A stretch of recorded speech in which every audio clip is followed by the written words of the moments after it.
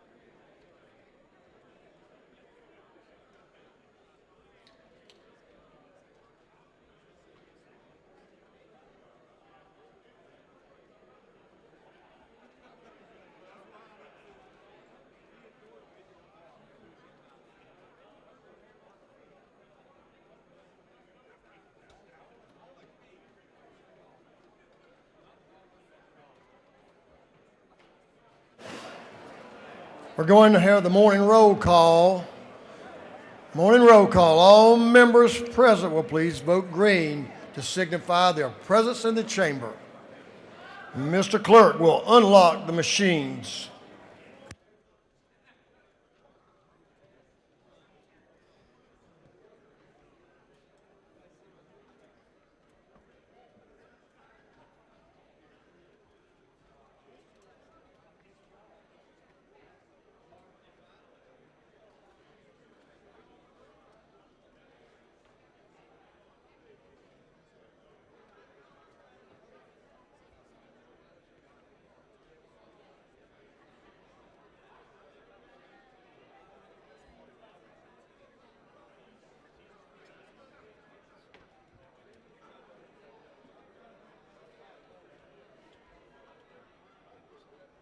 All members voted.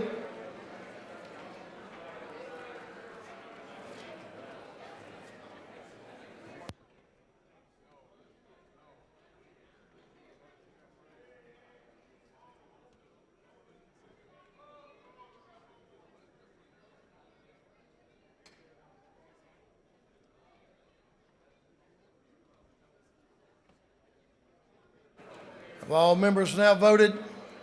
All members voted themselves in. If so, Mr. Clerk, will you lock the machines?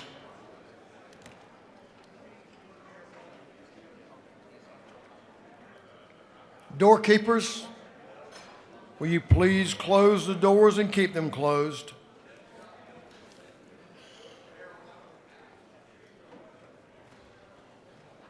As is our custom, we will begin our day with scripture reading and prayer by the chaplain, after which we will pledge allegiance to the flag of our country. Our chaplain this morning will be introduced by the lady from the 141st House District, Leader Carolyn Hughley. Representative Hughley, you are recognized to introduce our guest and our chaplain. Thank you very much. Thank you, Mr. Speaker, ladies and gentlemen of the House. It is truly a joy and my honor to introduce a woman whose life reflects faith, scholarship, service, and love in action. The Reverend Cheryl King is an itinerant elder in the African Methodist Episcopal Church, and she's a devoted senior pastor of Peter's Chapel AME Church in Columbus, Georgia. For 21 years, she has faithfully shepherded that congregation, answering God's call with the simple but powerful words from Isaiah, "Here am I, send me."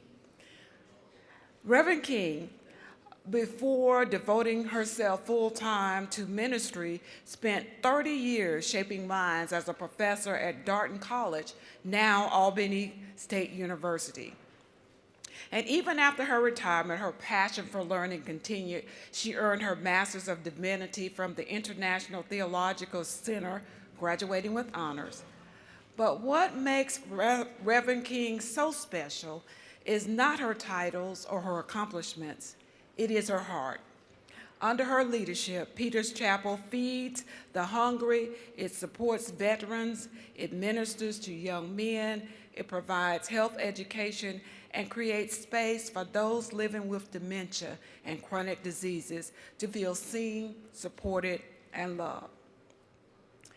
She is also a devoted wife to Mr. Willie King, and we would like to recognize him for joining her this morning.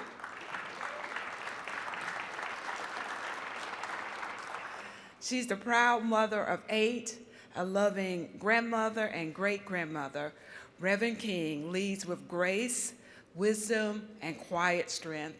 And I would be remiss if I didn't give her a shout out for being a member of Zeta Phi Beta Sorority Incorporated. So please join me in warmly welcoming Reverend Cheryl King.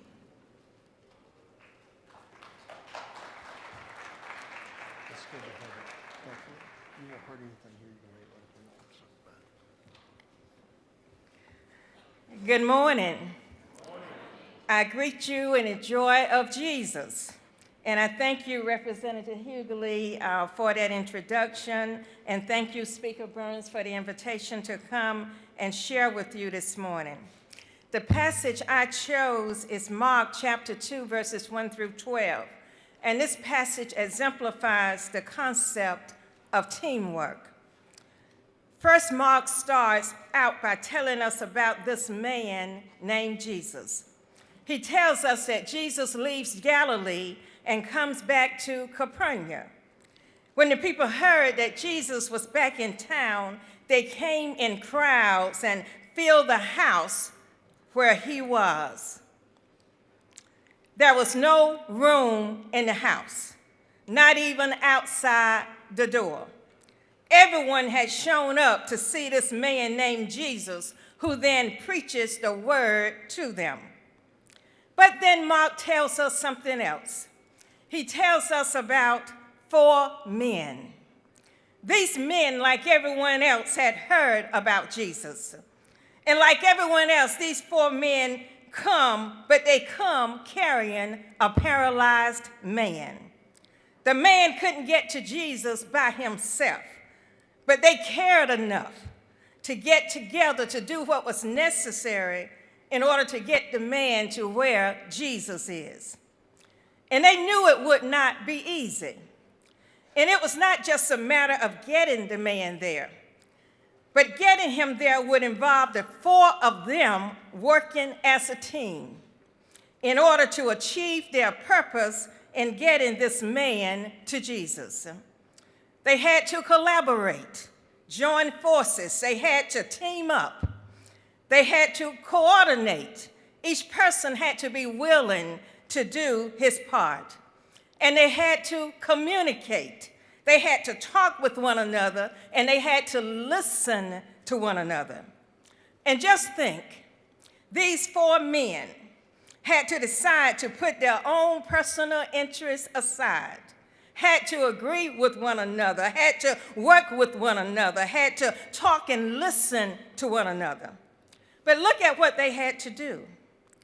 First, they had to agree to go in the same direction. You couldn't have the 2 at the front trying to go forward and the 2 at the back trying to go backwards. They all had to agree to go in the same direction.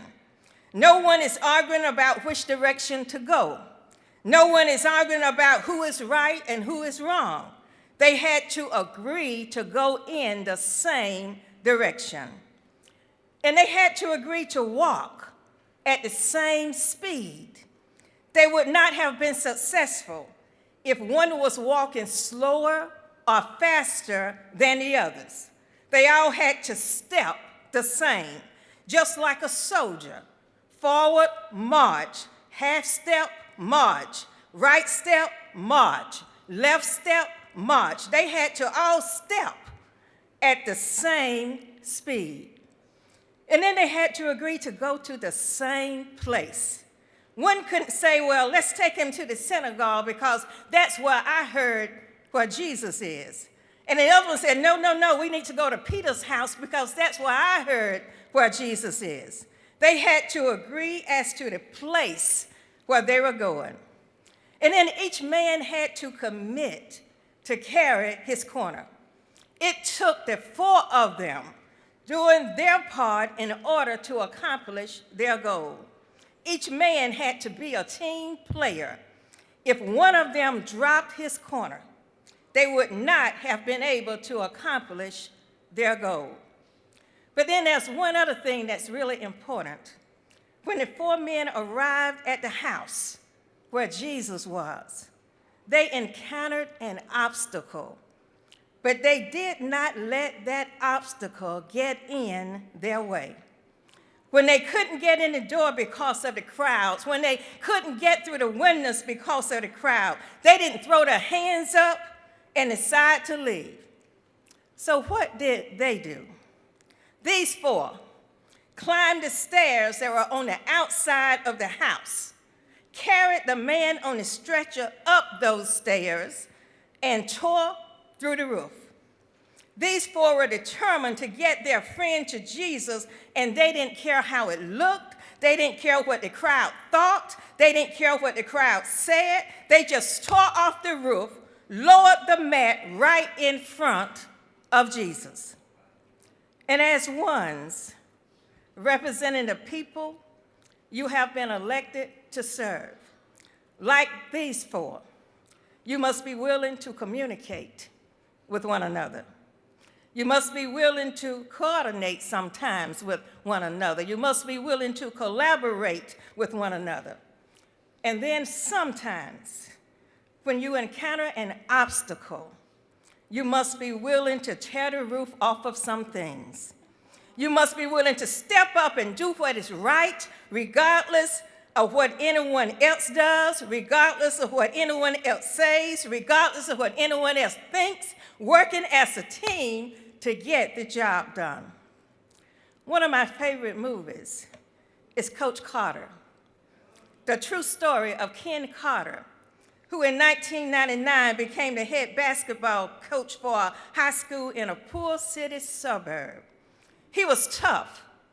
He was strict, trying to teach these boys more than just how to play basketball. But there was one player, Timo, and he thinks that this is just all over the top, that he's just not going to do what the coach says he should do. So he quits the team, only to return later with a desire to be reinstated. So he asked Coach Carter, what must I do to be able to play? And Carter deliberately sets him an impossible task. He must complete 2,500 push-ups and 1,000 suicide drills by Friday. Friday comes. He has tried, but he has not completed the task the coach set him. So although impressed by his effort, Carter asked him, hey, you gotta leave the gym. You failed, you were not successful. Unexpectedly, another player, Jason, who previously had a personality conflict with Timo, he steps forward and he tells the coach, I'll do push-ups for him. You said we're a team. One person struggles, we all struggle. One person triumphs, we all triumphs, right? So Coach Carter watches Jason drop to the floor and began doing push-ups. And then one by one, each team member steps forward, drops to the floor, and starts doing push-ups until Timo reaches his goal. They had been acting only as individuals, but now they're working together as a team. And the point for you today, as you gather to do what's best for the state of Georgia, is to work together as a team to get the job done. Please stand for prayer.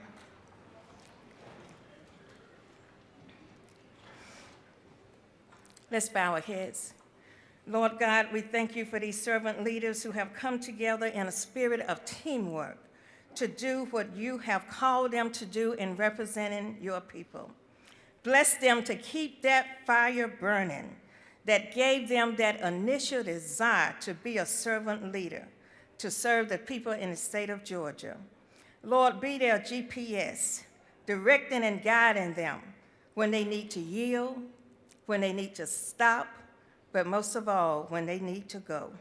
Keep them, Lord, cover them, protect them, and continue to bless them. It is in Jesus' name that we pray. And everyone said, amen, amen, amen. And if you would join me now in the Pledge of Allegiance. I pledge allegiance to the flag of the United States of America and to the republic for which it stands, one nation, under God, indivisible, with liberty and justice for all.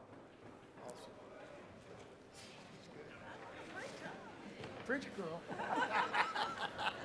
You did it. Doorkeepers, you may open the doors. Members, you may join Reverend King, Mr. Willie in the South Annie room and show your respect and your appreciation for her being here today.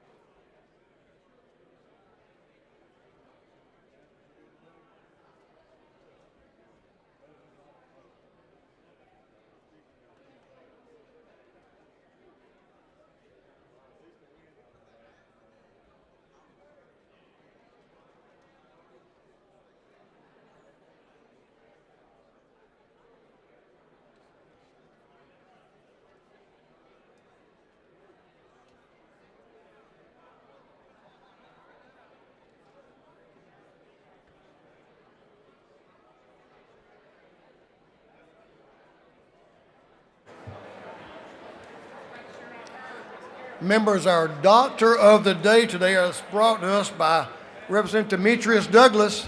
Thank you, Representative Douglas. Is Dr. Jamila Goldsmith. So thanks for bringing Dr. Goldsmith. If you need Dr. Goldsmith, you know where to find her. Chairman Hilton, the chair on the Committee on Information Audits, is recognized. Chairman Hilton. Thank you, Mr. Speaker. The state of your journal is good. Your Committee on Information Audits has read the journal of the previous legislative day, and we have found it to be correct. Chairman Hilton, the chair of the Committee on Information Audits, reports that the journal of the previous legislative day has been read and found to be correct. Is there any objection to dispense with the reading of the journal? Hearing none, the reading of the journal is dispensed with. Is there any objection to the confirmation of the journal? Hearing none, the journal is confirmed.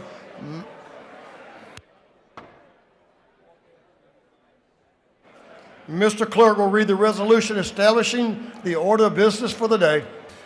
Representative Administration, the 104th moves following be establishes the order of business during the first part of the period unanimous consents. Introduction of bills and resolutions, first reading and reference of House bills and resolutions, second reading of bills and resolutions, reports of standing committees, first reading and reference of Senate bills and resolutions, morning orders. Is there any objection to adopting the resolution establishing the order of business for the day? Hearing none, the resolution is adopted.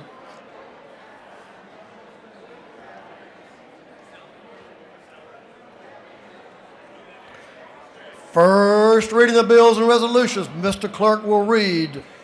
House Bill 1403 by Representative Martinez of the 111th, Reeves of the 99th, Lever to the 123rd, Bonner of the 73rd, Scoggins the 14th, and others. The bill be entitled Act to Amend Chapter 1 of Title 15 of the Official Code of Georgia annotated relating to general provisions relative to courts. Judiciary. House Bill 1404 by Representative Stevens, the 164th. Bill being titled Act to Authorize the Governing Authority of the City of Pooler to levy an excise tax. Intergovernmental coordination. House Bill 1405 by Representative Hahn of the 103rd, Rice of the 139th, Ballard of the 147th, Crow of the 118th, Holcomb of the 101st. The bill be titled Act to Amend Article 6 of Chapter 11 and Title 15 of the Official Code of Georgia annotated relating to delinquency. Judiciary, juvenile. House Bill 1406 by Representative Medina of the 110th, Anderson of the 10th, Jones of the 25th, Howley of the 116th, Bernal of the 77th, and others. Bill be titled Act to Amend Code Section 2122 of the Official Code of Georgia annotated relating to definitions regarding elections and primaries. Governmental affairs. House Bill 1407 by Representative Leverett of the 123rd, Gullett of the 19th, Reeves of the 99th, and Gunther of the 8th. The bill be titled Act to Amend Article 6 of Chapter 11 and Title 9 of the Official Code of Georgia annotated relating to trials under the Civil Practice Act. Judiciary. House Bill 1408 by Representative Campbell, the 135th, Hagan of the 156th, Cooper the 45th, Cox of the 28th, Jaspers the 11th, and others. The bill being titled Act to Amend Chapter 19 of Title 31 and Chapter 50 of Title 43 of the Official Code of Georgia annotated relating to control of rabies and veterinarians and veterinary technicians. Agriculture and Consumer Affairs. House Bill 1409 by Representative Campbell, the 135th, and Persinger, the 119th, and Dempsey, the 13th, Hatcher, the 155th, Rice, the 139th, and others. Bill be titled an Act to Amend Article 1 of Chapter 7 of Title 19 of the Official Code of Georgia annotated relating to provisions relative to parent and child relationship. Judiciary, juvenile. House Bill 1410 by Representative Cummings of the 39th, Schofield of the 63rd, Davis of the 87th, and Scott of the 76th. Bill be titled an Act to Amend Chapter 2 of Title 20 and Chapter 2A of Title 31 of the Official Code of Georgia annotated relating to elementary and secondary education. Education. House Bill 1411 by Representative Glaze of the 67th, Neal of the 79th, Irvin of the 32nd, Hagan of the 156th, Stevens of the 164th, and others. The bill be titled Act to Amend Part 14 of Article 6 of Chapter 2 of Title 20 of the Official Code of Georgia annotated relating to other educational programs under the Quality Basic Education Act. Education. House Bill 1412 by Representative McDonald of the 26th, Administration of the 104th, Hitchens of the 161st, Burchett of the 176th, Hatchett of the 155th, and others. A bill be titled Act to Amend Article 1 of Chapter 21 of Title 15 and Article 2 of Chapter 13 of Title 40 of the Official Code of Georgia annotated relating to general provisions relative to payment and disposition of fines. Public safety and homeland security. House Bill 1416 by Representative Horner III, Ridley the 22nd, Ridley the 6th, Persinger of the 119th, Barrett of the 24th. Bill be titled an Act to Amend Article 2, Chapter 7, and Title 48 of the Official Code of Georgia annotated relating to imposition rate, compensation, exemptions, and credits for state income tax. Ways and Means. House Bill 1417 by Representative Campbell of the 35th, Lupton of the 83rd, Irwin of the 32nd, Wilkerson of the 38th, Carter of the 93rd, and others. Bill be titled an Act to Amend Code Section 22, 157 of the Official Code of Georgia annotated relating to uniform reporting system for certain purposes. Education. House Bill 1418 by Representative Medina of the 110th, Jones of the 25th, Schofield of the 63rd, Beckles of the 96th, Davis of the 87th, and others. Bill be titled an Act to Amend Chapter 60 of Title 36 of the Official Code of Georgia annotated relating to general provisions applicable to counties and municipal corporations. Technology and Infrastructure Innovation. House Bill 1419 by Representative Franklin of the 160th, Stevens of the 164th, Ridley the 6th, Gullett of the 19th, Gamble of the 15th, and others. Bill be titled an Act to Amend Chapter 6 and 34 of Title 33 of the Official Code of Georgia annotated relating to unfair trade practices in motor vehicle accident reparations. Insurance. House Bill 1420 by Representative Franklin in the 160th, Stevens in the 164th, Ridley the 6th, Gullett of the 19th, Gamble of the 15th, and others. Bill be titled an act to amend Chapter 6 and 34, Title 33, the official code of Georgia Annotated relating to unfair trade practices. Insurance. Mr. Clerk, suspend just for a minute.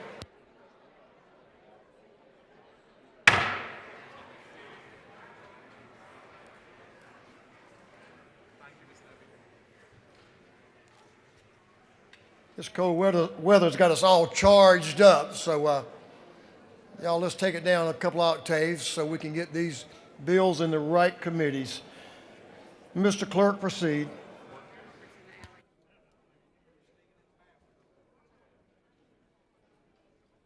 So let me finish this and then we'll get that worked out.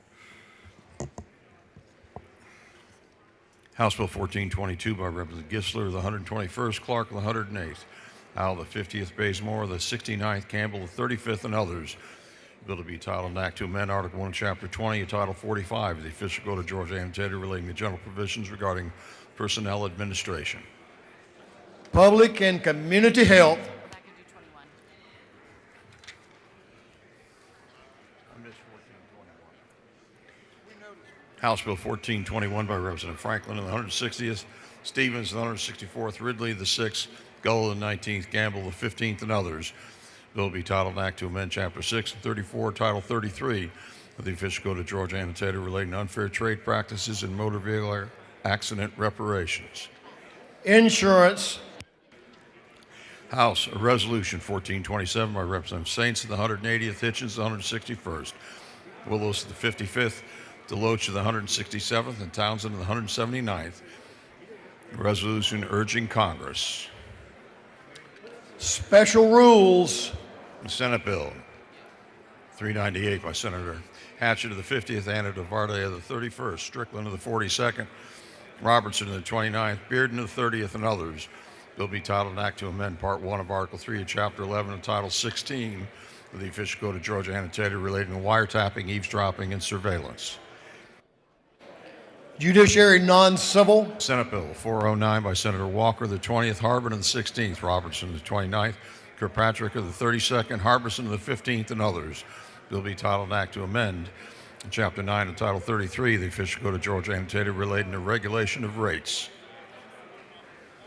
Insurance. Senate Bill 427 by Senator Watson of the 1st, Kirkpatrick of the 32nd, Huffzetler of the 52nd, Jackson of the 41st, Anna DeVarde of the 31st, and others. Bill be titled an act to amend Article 2, Chapter 34 of Title 43 of the official code of Georgia Annotated relating to medical practice relative to physicians. Public and Community Health. Senate Bill 440 by Senator Kirkpatrick of the 32nd, Hatchett of the 50th, Watson of the 1st. Mr. Clerk, I actually assigned that. That was four. What did I just assign?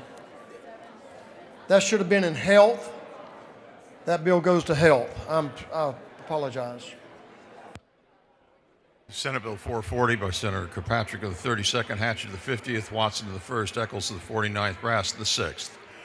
Bill be titled an act to amend Title 16, 19, 31, 48, and 49 of the official code of Georgia Annotated relating to crimes and offenses. Public and Community Health. That completes first readers.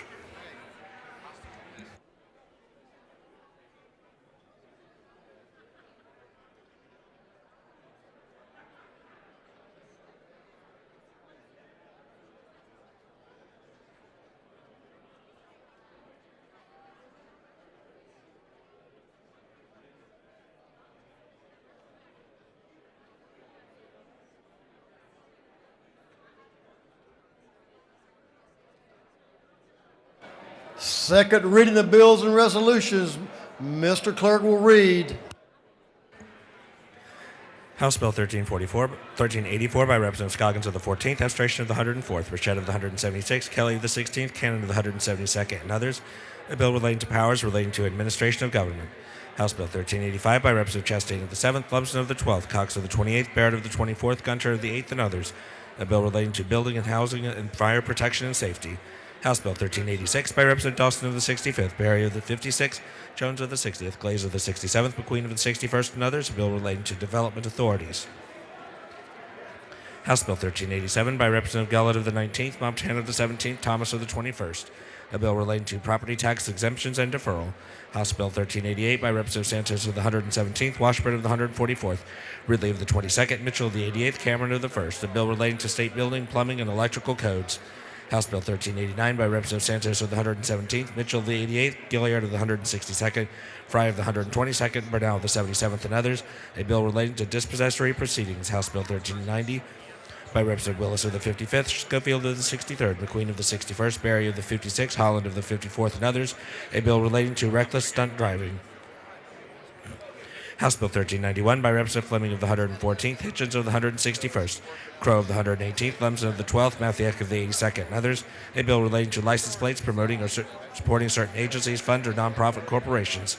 House Bill 1392 by Representative Santos of the 117th, Griffin of the 149th, and Stinson of the 150th. A bill relating to a requirement to only practice at licensed funeral establishment, organic human reduction facility, crematory, and requirements for funeral establishments.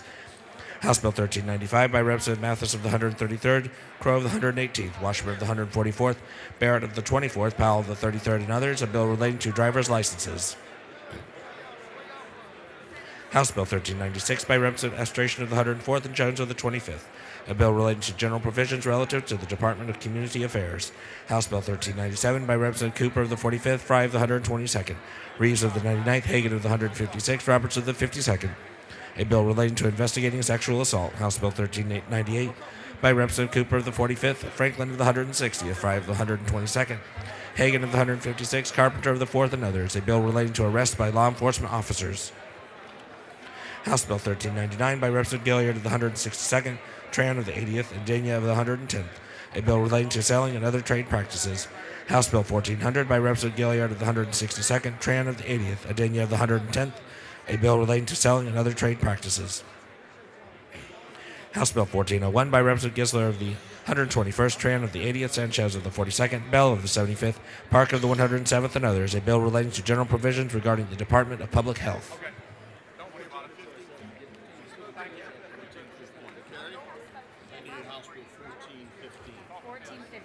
House Bill 1402 by Representative Hagan of the 156th, Burns of the 159th, Irwin of the 32nd, Donatucci of the 105th, Ballard of the 147th, and others. A bill relating to health of students. House Bill 1413 by Representative Martin of the 49th, Hatchett of the 155th, Evans of the 57th, Newton of the 127th, Irwin of the 32nd, and others. A bill relating to Georgia Student Finance Authority. House Bill 1414 by Representative Reeves of the 99th, Abstention of the 104th, Hong of the 103rd, Holcomb of the 101st, Evans of the 57th, and others. A bill relating to limited liability companies. House Bill 1415 by Representative Seabaugh of the 34th, Sains of the 180th, Martinez of the 111th, Hong of the 103rd, Mitchell of the 88th, and others. A bill relating to the Stone Mountain Memorial Association and public property of the state generally. House Resolution 1415 by Representative Prince of the 132nd and Richardson of the 125th. A resolution honoring the life of Master Sergeant Gary I. Gordon and dedicating a road in his memory. House Resolution 1416 by Representative Dickey of the 134th, Meeks of the 178th, Osteen of the 169th, Ford of the 170th, Corbett of the 174th, and others. A resolution creating the Joint Study Committee on Generational Sustainability of Family Farms. House Resolution 1417 by Representative Wade of the 9th, Evans of the 57th, Smith of the 18th, Gaines of the 120th, Gunter of the 8th, and others. A resolution recognizing February 26, 2026 as Dale Murphy Day and urging the Major League Baseball Hall of Fame Committee to induct Dale Murphy into the National Baseball Hall of Fame. House Resolution 1418 by Representative Washburn of the 144th, Dickey of the 134th, Carpenter of the 4th, Corbett of the 174th, Williams of the 148th, and others. A resolution proposing an amendment to the Constitution so as to impose a 1% statewide sales and use tax. House Resolution 1419 by Representative Martin of the 49th, Hughley of the 141st, Jones of the 47th, and Cooper of the 45th. A resolution recognizing February 2026 as Turner Syndrome Awareness Month in Georgia. Through second readers.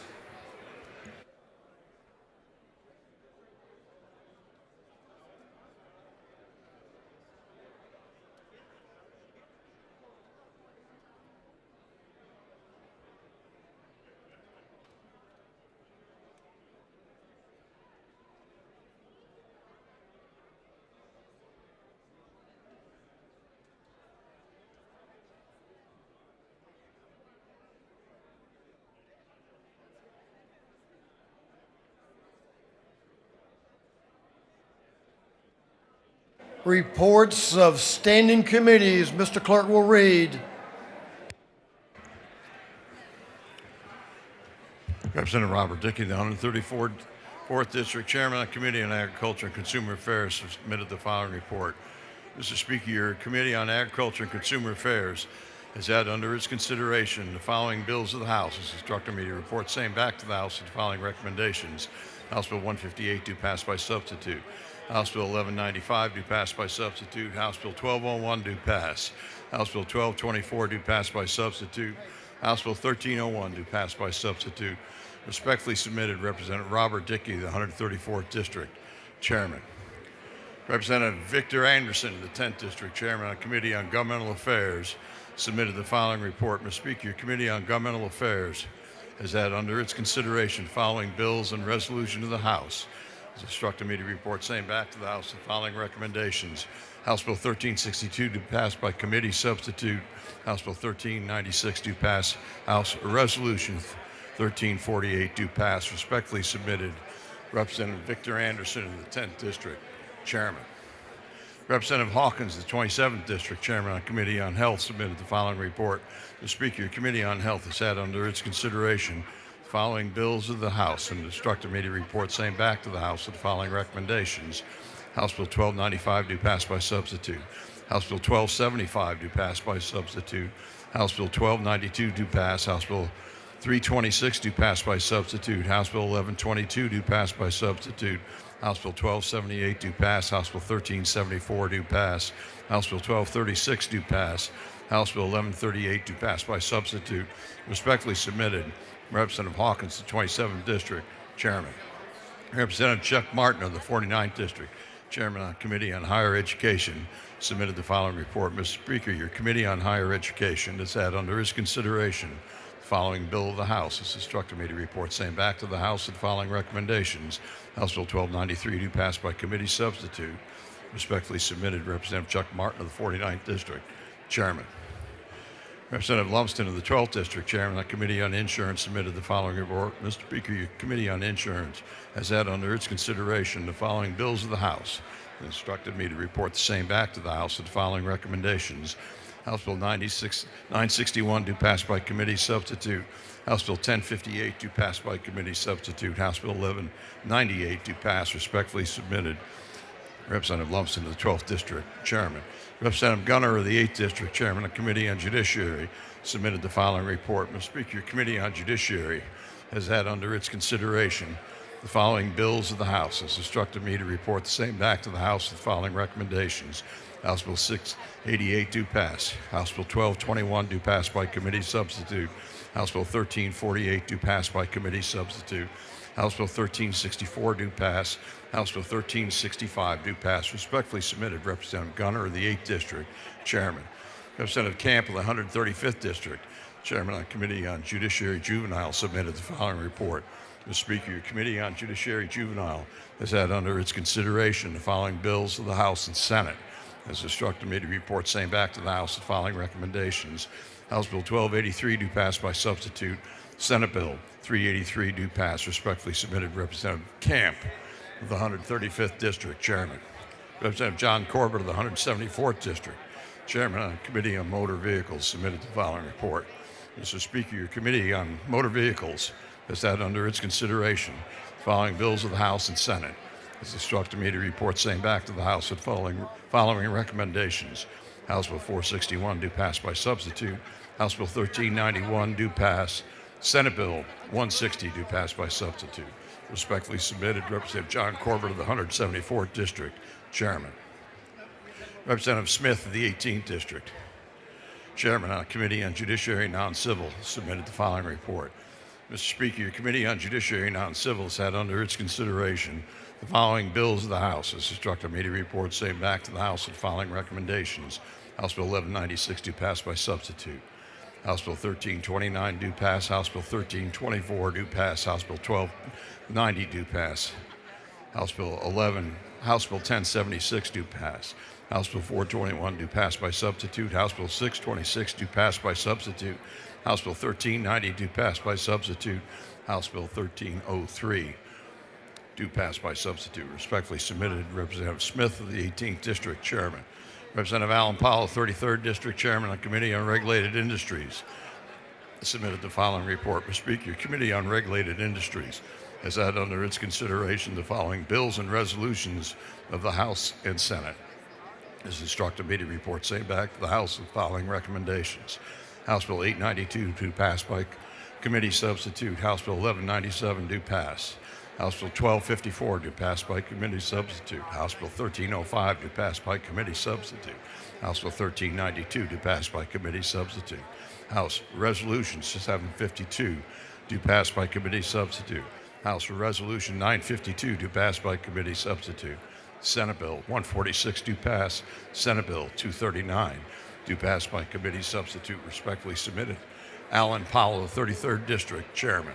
Representative Jones of the 25th District, Chairman on Committee on Technology and Infrastructure Innovation, submitted the following report. Mr. Speaker, your Committee on Technology and Infrastructure Innovations had under its consideration the following bills of the House and Senate. Is instructed me to report same back to the House with the following recommendations. House Bill 1230 do pass by committee substitute. Senate Bill 177 do pass by committee substitute. Respectfully submitted, Representative Jones of the 25th District, Chairman. Representative Shaw Blackman of the 146th District, Chairman on Committee on Ways and Means, submitted the following report. Mr. Speaker, your Committee on Ways and Means has had under its consideration the following bills of the House and instructed me to report same back to the House with following recommendations. House Bill 565 do pass by committee substitute. Respectfully submitted, Representative Shaw Blackman of the 146th District, Chairman. That completes the reading of the reports of standing committees.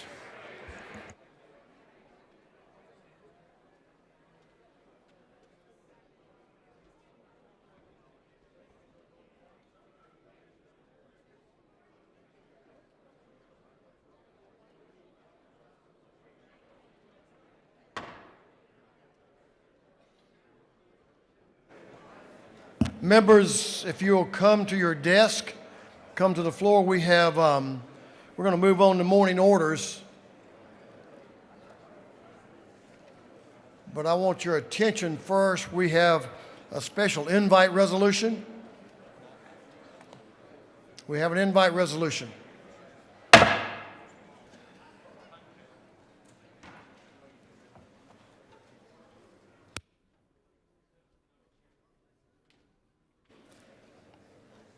I see several conversations occurring, and I know they aren't important.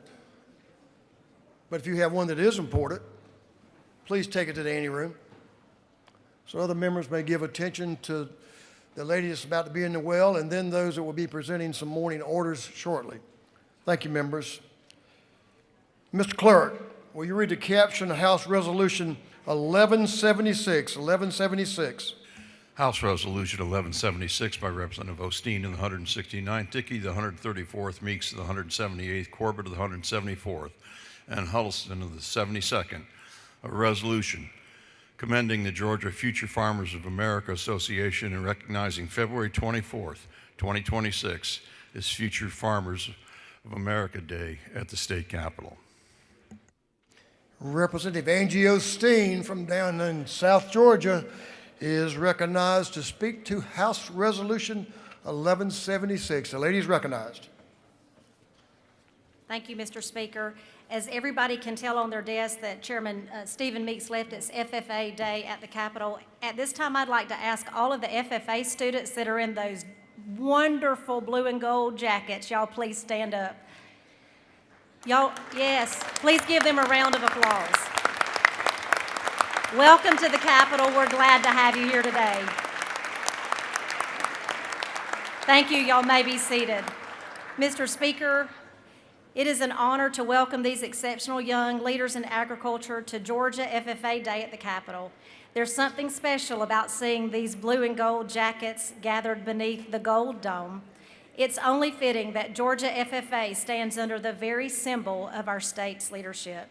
Georgia FFA Association is one of the largest and strongest FFA associations in the nation, with more than 80,000 1,000 members across hundreds of middle school and high schools chapters in our state.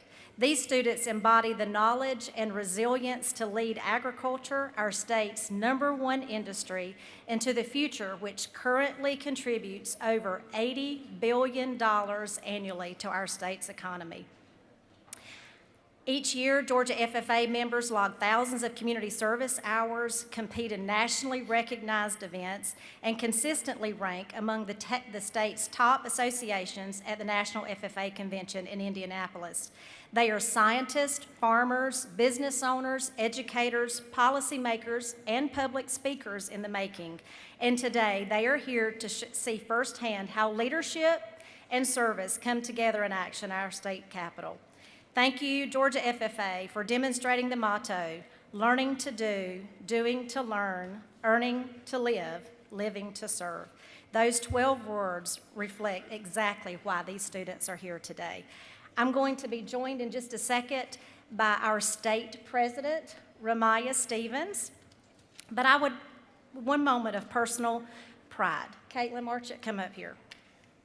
Caitlin Butler Marchett is from my hometown of Hazelhurst, Georgia, and she is the daughter of my lifelong friends, Stanley and Becky Butler, who are as a surprise, up in the gallery today. She is Georgia's very first female to hold the positions of Agriculture Program Manager for the Georgia Department of Education, and she is also a state FFA advisor. Congratulations. Becky and Stanley, y'all stand up.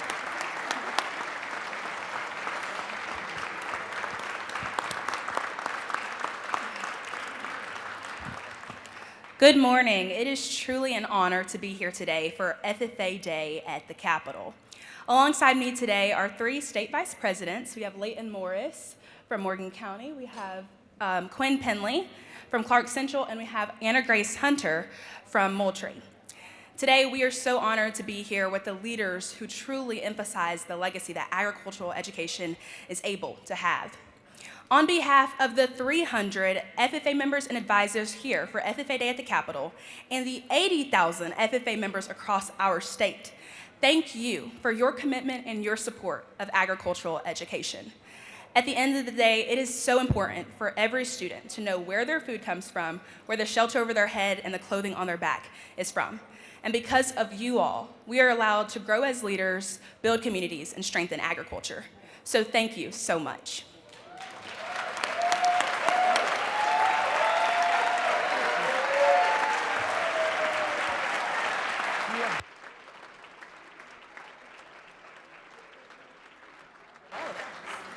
Well, what a great day, y'all.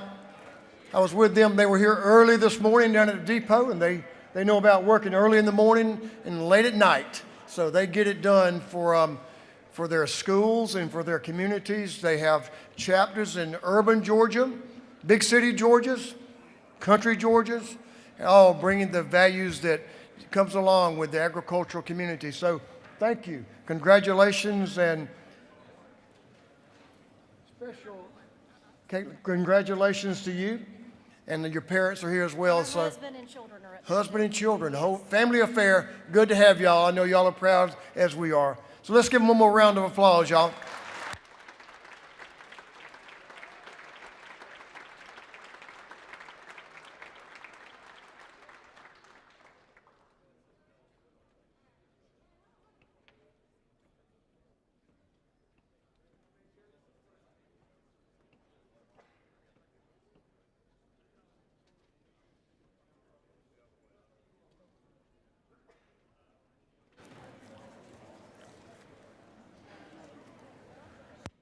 Representative Denia, we're ready to move on to morning orders. The gentleman will have up to 2 minutes for a moment in Black history. We also have a photo. Yes, we do. Gentleman's recognized. Thank you, Mr. Speaker. Good morning. Day is a day. Daylight come and me wanna go home. Day is a day. Crossover day is coming. All right. Good morning, Mr. Speaker and colleagues. I'm proud to recognize Harriet Belafonte, a renowned singer, activist, and civil leader civil rights leader of the proud Jamaican heritage, whose life and legacy continues to inspire generations. Harry Belafonte used his voice not only to entertain the world, but to challenge injustice, and as the king of Calypso, he introduced Caribbean culture to global audiences. Through timeless songs such as Deo, the Banana Boat Song, Jamaica Farewell, Matilda, Jump in Line, Shake Sonora, and The Island Sun. These classics brought sound and the spirit of Caribbean into homes across America and around the world. More importantly, he stood on the front of lines of civil rights movement, working alongside leaders like Martin Luther King Jr., helping to organize the March on Washington, supporting activists, and advancing the cause of equality. He understood that influence was a responsibility. He used his platform to advocate for human rights, dignity, and opportunity, not just in America, but around the world. As a Nigerian Caribbean American, a representative of one of the most diverse districts in Georgia, I recognize the importance of honoring leaders like Harry Belafonte, whose Caribbean roots and global perspectives remind us of the strength found in our shared heritage and our collective struggle for justice. This Black History Month, we celebrate Harry Belafonte's courage, his conviction, and his unwavering commitment to freedom. May his legacy continue to inspire us, to lead us with purpose, serve with humility, and stand firmly on the side of justice. Deo. Representative Adenia, you should have used Mr. Belafonte's recording when you opened up. Good job. Thank you very much for that morning order. Representative Amari Crawford is going to be recognized for our first morning order. If you'll give the gentleman in the well your attention, if you'll all join me in standing.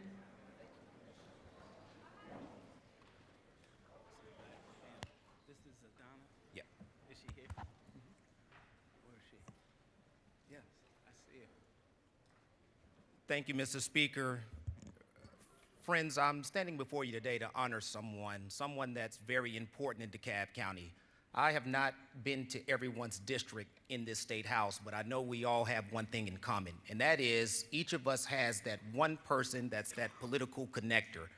He or she may not have an elected title, but they're responsible for making sure that each of us are at the table to discuss ideas. For us, that was Dr. Thomas Coleman.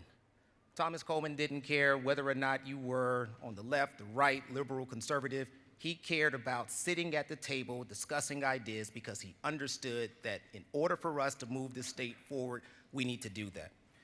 His daughter, the Solicitor General of DeKalb County, wrote a few words, and I'm going to share them briefly. She said about her father that he was a community leader, a political force, an executive, and a Vietnam veteran.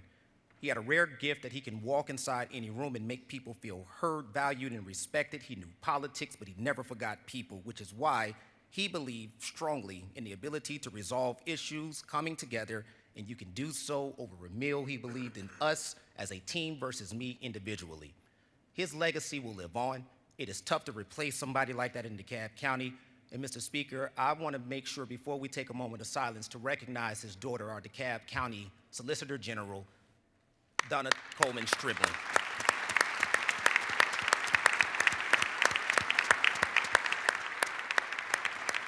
His legacy will live on, and if you would you please take a moment of silence in Dr. Coleman's honor.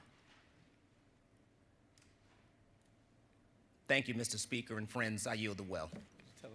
Thank you, Representative Crawford. Thanks for recognizing Dr. Coleman. Quite the gentleman. Thank you so much. Okay, members, here's our posture. We have a lot of good friends in the gallery. We want to recognize them. And you have a lot of colleagues who need to recognize folks. So you're going to have 30 seconds. So do your best or even do better. I think you can do it.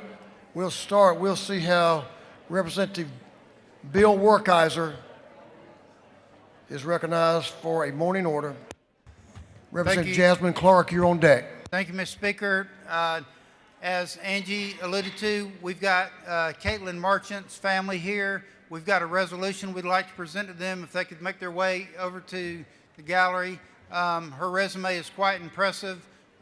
She's from Jeff Davis, my district, so thank you for letting us recognize her. Thank you. Good to have the family here. Quite the accomplishment. Representing Jasmine Clark and friends. Ladies recognized. Thank you, Mr. Speaker. This morning, I would love to welcome Help for Healthcare Professionals to the Capitol today for Help for Healthcare Professional Day. This is an organization that was started back in 2020 and has served healthcare professionals since then. They are graduating future physicians, nurses, and so much more. They have also been instrumental in reaching back out to the Jamaican community in Jamaica to help them with Hurricane Melissa relief. This is an excellent organization. We are so happy to have them here with us. They are up in the gallery. Please stand.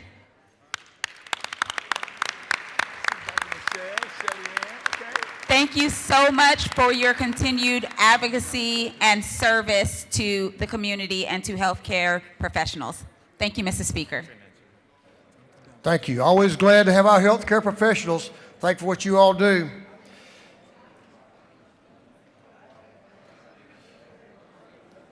Representative Mac Jackson, Chairman Blackburn, and Chairman Williams. Noah Williams. Gentlemen are recognized.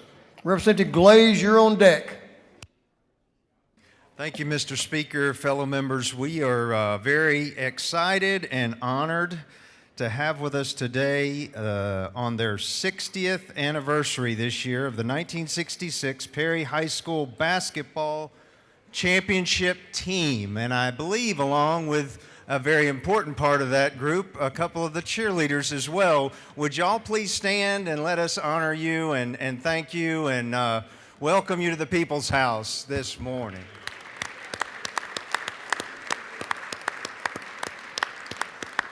I believe that as the last championship the basketball program at Perry has had, and we're very proud of it and proud of you.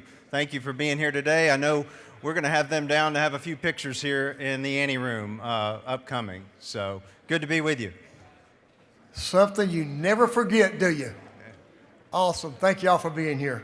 Also, Mr. Speaker, I have at my desk original picture of the original team when they won the 1966 championship. And now I have a picture as they are today. Thank you. Hey, they look the same to me. Good stuff. Representative Glaze. Ladies recognized and friends. Representative Dawson. Thank you, Mr. Speaker. I hope that Langston High School has made it in the House, but if not, we want to recognize Langston High School AP, Poli-Sci, and Social Studies are with us this morning. Thank you for waving. Not only is this one of the top schools in the state for athletics, but they are top in the state for workforce development, and we're so grateful to have them with us. They're from South Fulton as well as Creekside High School, who is doing a great job with athletics, but workforce development is #1 as well. Thank you so much, Mr. Speaker.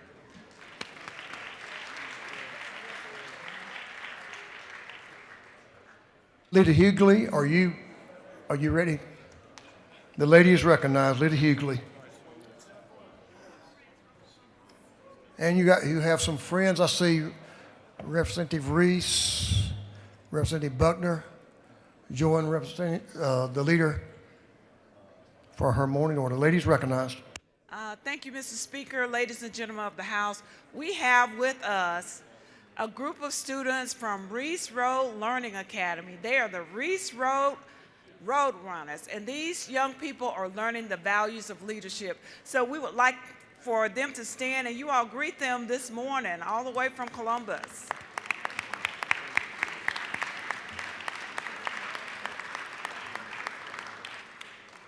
Also, Mr. Speaker, if you would look on your desk, you have a gift from Columbus.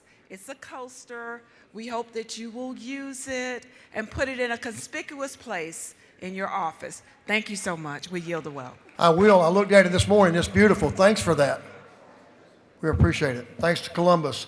Chairman Hatchett, do you have friends or you're by yourself? Oh, you're by yourself. You're a lone rider there. Chairman Hatchett's recognized. Thank you, Mr. Speaker. Friends, we are honored today to have future leaders from Lawrence County in our presence. At this time, I'd like to ask the Lawrence Youth Leadership Group to stand, be recognized, and welcome you to your capital. Thank you.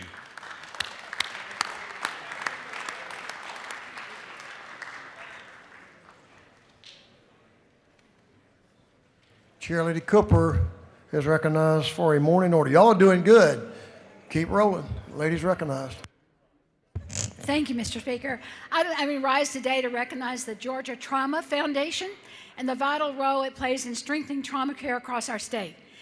Statistics will tell you the whole picture. In 2003, we were 16% over the mortality rate for accidents. And trauma injuries are the #1 cause of death in Georgians still under the age of 45. Today, we are 6% below the national average on deaths. Because of the trauma center and hospitals across our state joining the trauma system and learning through education and experience, we are getting people to the right care within the golden hour when it's more likely that we will save their lives and reduce the trauma and reduce the damage from their traumatic experience. So thank you to all of the people that are here today. They're wearing red jackets, but apparently we're full, that work in the trauma system, delivering this very critical care. Thank you, Mr. Speaker. I yield well. Thank you, Representative. Representative Alexander, you're recognized. Representative Seabaugh and the Cobb delegation, you're on deck. Representative Alexander and friends, ladies recognized. Thank you, Mr. Speaker. Today we have the Douglas County Chamber here. They're here with elected officials and other business leaders. We have Sarah Ray, the president of the chamber. We also have the commissioner chair, Ramona Jackson-Jones, commissioners Martin Raxton, Henry Mitchell III, and Mark Alcaraz. If you guys could stand in the gallery and be recognized. Thank you, Mr. Speaker.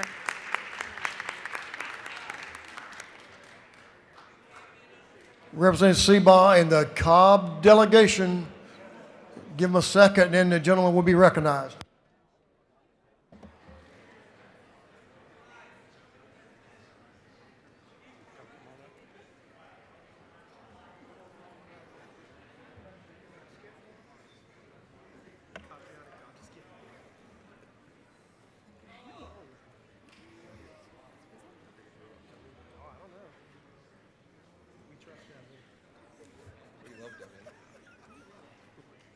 Thank you for your vote.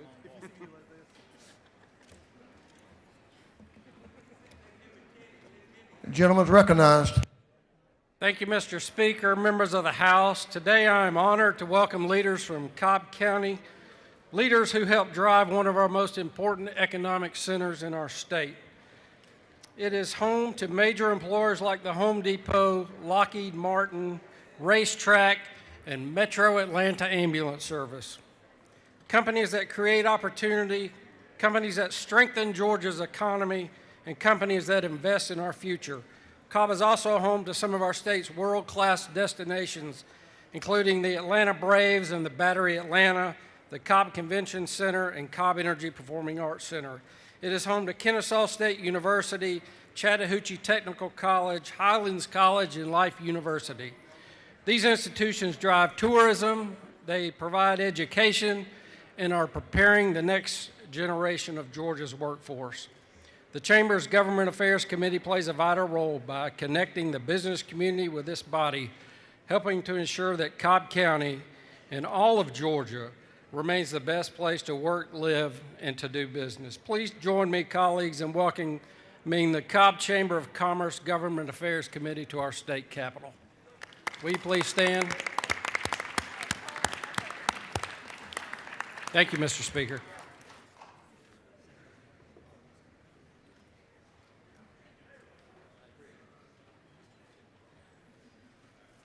Representative Lisa Campbell.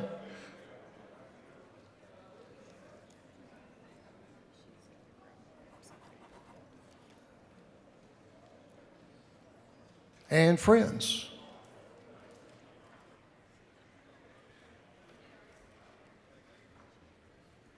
You get more friends by the minute. That's right. There you go. The ladies recognized. Thank you, Mr. Speaker.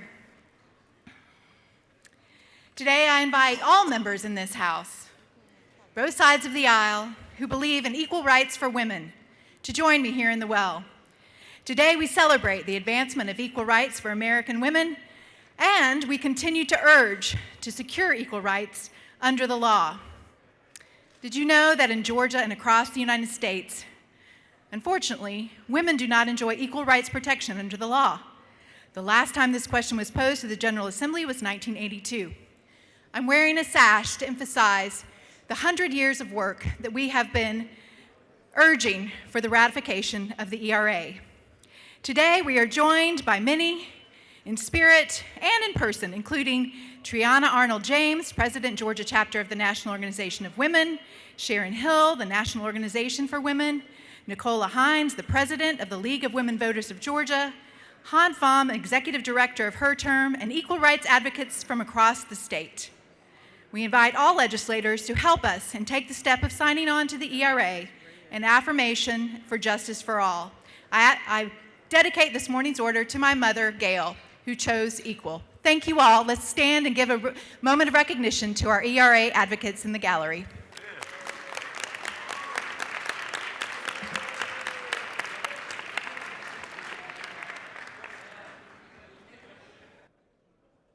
Representative Schofield, recognized for a morning order.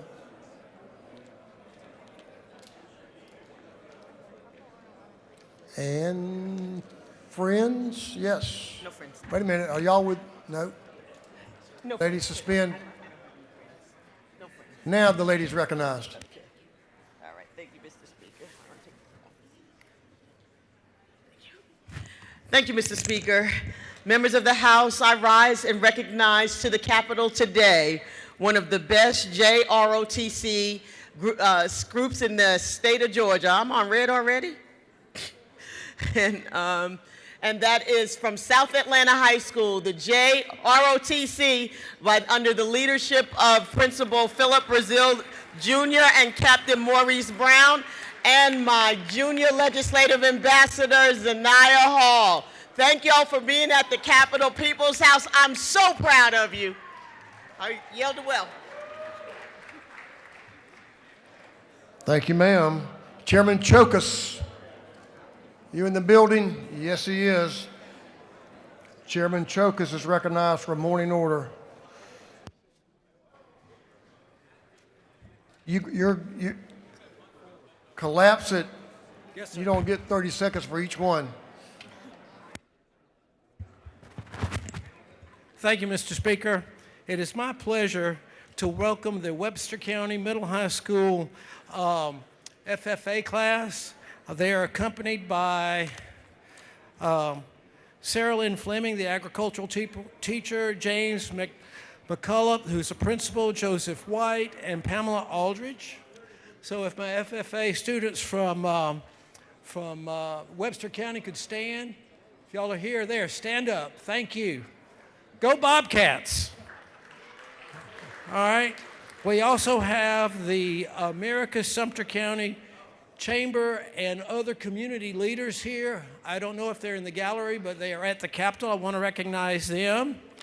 Also, we are recognizing the Georgia General Aviation Airports Association. There are 95 general aviation airports, and they have over a $2.5 billion impact in the state. Their board members are Davin Welter, Nate Shatner, Adam Webb, Amber McCall, Wes McDonald, Calvin Walker, Mario Evans, Sam Malty, and Hope Macaluso. So they're here today. So when you fly the skies, land at a local airport. And last My Sly County Wildcats are here, also representing FFA with Trey Stewart, Eric Sellers. Stand up, guys, if y'all are still in the gallery. Thank you. There they are. Thank you. Go Wildcats. We got a bunch of cool cats here today. Thank you, Mr. Speaker. I yield the well. Thank you very much. Chairman Bonner and Chairlady Mathiak. And friends.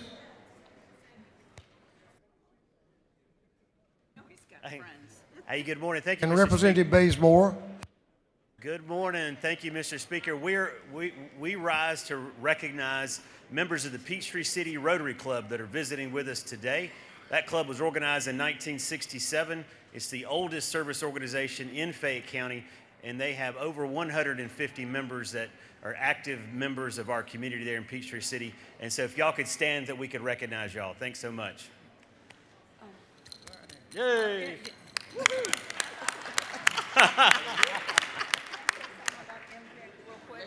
Impact Citizens, can I say that real quick? Can I say something about Impact Citizens real quick? 30 seconds. Or less. We'd also like to welcome Impact Citizens here today. They're the group that prays for us and keeps us lifted up to the Lord. Thank you, guys.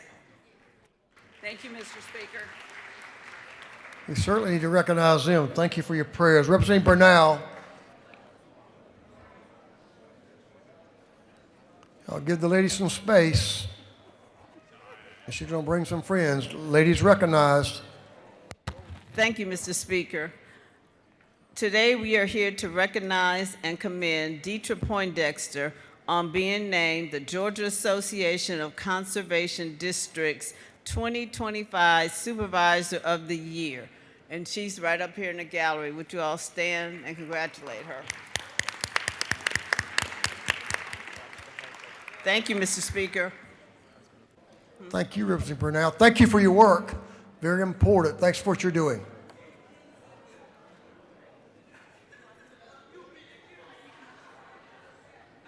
Representative Donna Tucci. Lady is recognized. You'll be next, Representative Chairman Hilton. Mr. Speaker, members, today we have with us the Mountain View High School Chamber Orchestra. This is a mastery level performing ensemble under the direction of Dr. Ashley Yu. For the past 15 years, this group has received superior ratings at the Georgia Music Educators Large Group Performance Evaluation. And this past Friday was no different, where they received the same award again. The Mountain View community is proud of this group, and so am I. Please welcome the Mountain View High School Chamber Orchestra. I don't know where they are. Thank you.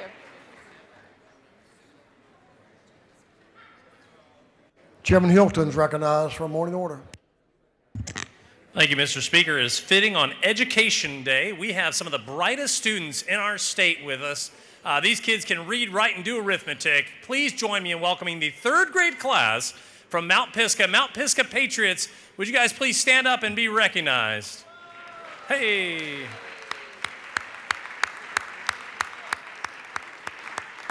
Mr. Speaker, we're going to do some great work for these students today. Thank you. Third graders, great. Y'all look sharp, too. Glad to have y'all in the People's House. Representative Santos is recognized. And friends, is that what you're?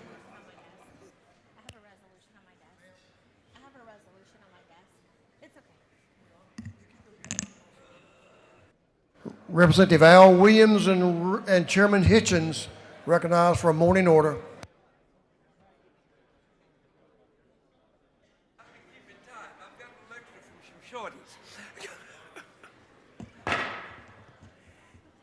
Thank you, Mr. Speaker. I rise to recognize some folk that are not recognized enough. Chairman Hitchens and I. In January of 24, I lost $1,800 in a money transfer. Had really given up. Called the guy who stole the money, and he told me it was his blessing. Just last week, I was informed by our Georgia Bureau of Investigation that they found him in California. And with us today is the director of the GBI, Chris Holsley, and the GBI Cyber Unit. You are not given enough credit. Thank you so much. If you're here, will you please stand? If not, we'll send you a bill. There you go. Thank you. Great job. They're always on the job. Just because you don't hear from them does not mean they're not working. You don't know how much I appreciate you. Mr. Speaker, I yield the will. Thank you, Director, and one of the elite investigative bodies in our country, right here, our own GBI. Thank y'all for what you do. We really appreciate you. Chairlady Lynn Smith, maybe not. Representative Santos has up to 30 seconds. Thank you, Mr. Speaker. Today I rise to recognize an extraordinary group of Georgia students, leaders who are making an impact for far beyond our state through their service with the Boys and Girls Club of Puerto Rico. This past January, more than 165 volunteers from across 13 states, including many from Georgia, traveled at their own expense, raised over $23,000 this year and more than $40,000 over the last 3 years. They work directly with young people here in Georgia. This initiative is completely grassroots. If you are here, please rise so you can be recognized. Thank you for your service to Georgia. Mr. Speaker, I yield the well. Thank you, Representative Santos. Welcome. Thank y'all for being here. Representative Smith, Representative Lynn Smith is recognized for a morning order. Thank you, Mr. Speaker and members of the House. I see Northside Elementary School in the balcony up there. I've taught there for a while. This is wonderful. These teachers have taken the time to bring these students up here. I know you're the gifted class, and if you can see any way we can improve on the floor, don't tell me. Thank you, Mr. Speaker. Great recognition. Good to have y'all. They're doing good even without you. Representative Earhart is recognized. Representative Jenny Earhart is recognized for a morning order. Thank you, Mr. Speaker. Friends, today we proudly recognize Advanced Practice Registered Nurses Day at the Capitol, and we celebrate the extraordinary professionals who strengthen our healthcare system every single day. APRNs, I know you're here, if you're in the gallery, please stand. APRNs bring advanced knowledge, clinical skill, and compassionate care to patients in hospitals, clinics, schools, and communities across our state. They serve as trusted providers, educators, and advocates who improve quality of healthcare in Georgia. Georgia is stronger and healthier because of their commitment, leadership, and service. Today, we thank our APRNs, and I'm proud to include my daughter Kelly in that group, for their professionalism, resilience, and unwavering passion. Please join us in honoring and celebrating Advanced Practice Registers Nurse Day and the remarkable difference these professionals make in our communities. Thank you, Mr. Speaker. I yield the well. Absolutely. Thanks for that recognition. They do great work. Big part of our healthcare system. That completes our morning orders. Thank you very much. A lot of good folks recognized here this morning. We'll move on to the rules calendar. Mr. Clerk, you ready? Mr. Clerk, will you read the caption to House Bill 1193? House Bill 1193 by Representative Irwin of the 32nd and others to be entitled an act to amend Title 20 of the Official Code of Georgia annotated relating to education so as to promote and advance statewide literacy and reading education efforts, to substantially revise the Georgia Early Literacy and Dyslexia Act. This bill having referred to the Committee on Education. That committee recommends that this bill do pass by committee substitute.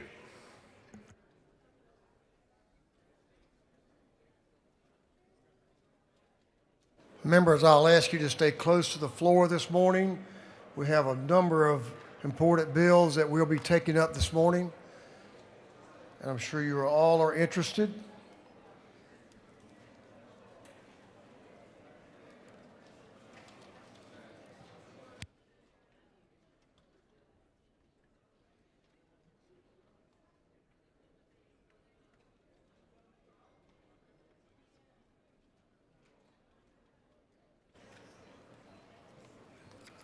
We're going to talk about some education priorities for this state, for this House.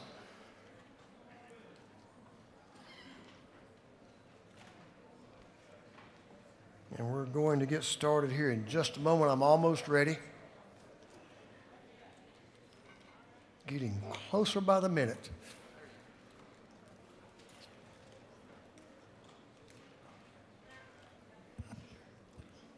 Thank you, Mr. Clerk. I'm going to recognize Chairman Irwin in just a second as he will present House Bill 1193. And I hope all of you will give the gentleman your undivided attention. The gentleman's recognized to present House Bill 1193. Great. Thank you, Mr. Speaker. Very excited, very motivated to speak to you members this morning and bring House Bill 1193, which we've called the Georgia Early Literacy Act 2026. Let me state that there was a little bit of anxiety this morning because this is a 43-page bill, and I had prepared to read the entire bill to you this morning so that you understood it, but I left my glasses at home. So immediately it occurred to me that I couldn't read. And anxiety set in that my job was going to be tougher today in trying to accomplish my job. So I ran home, I got my glasses. So we're going to read, no, we're not going to read 43 pages to you. We're going to go through it.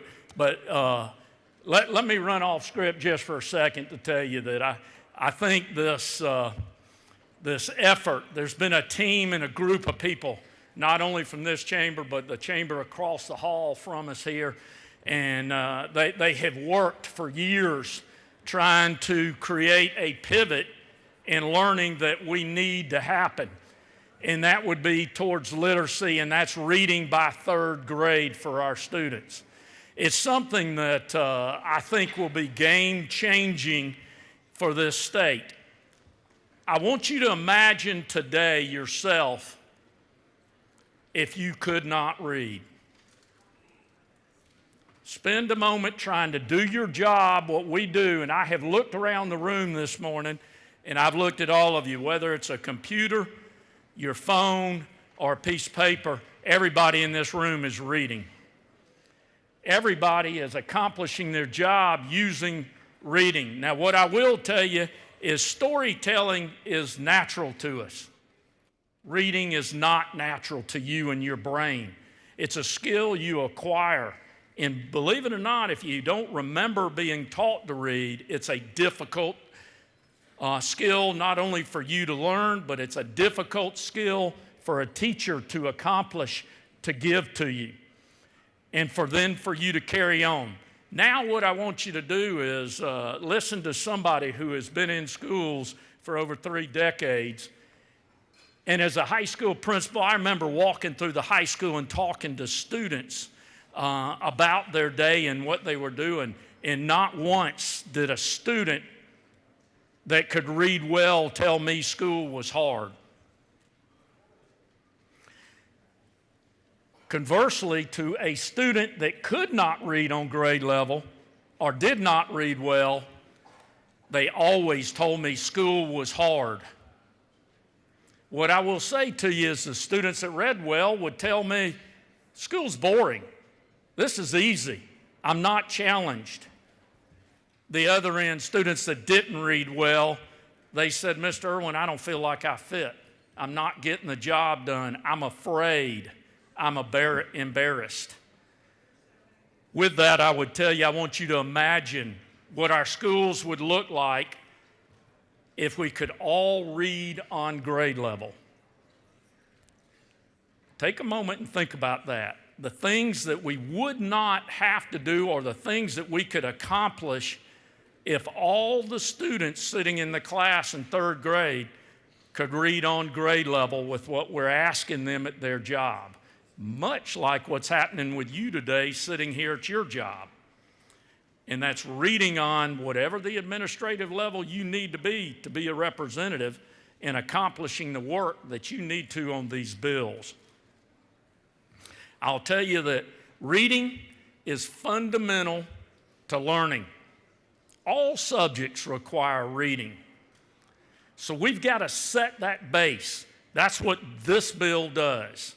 It sets the base for kindergarten through third grade for the student to get through third grade and be on grade level.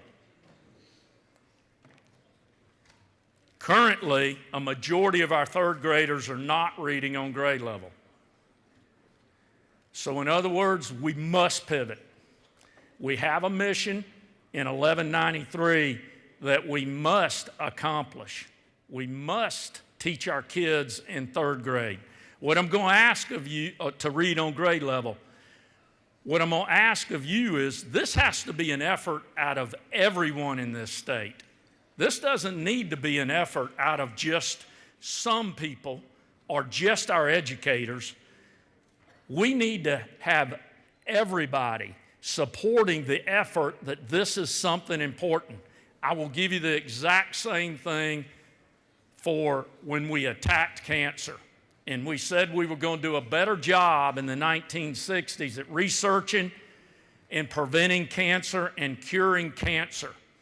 We must have the belief that all of our children can learn to read on grade level.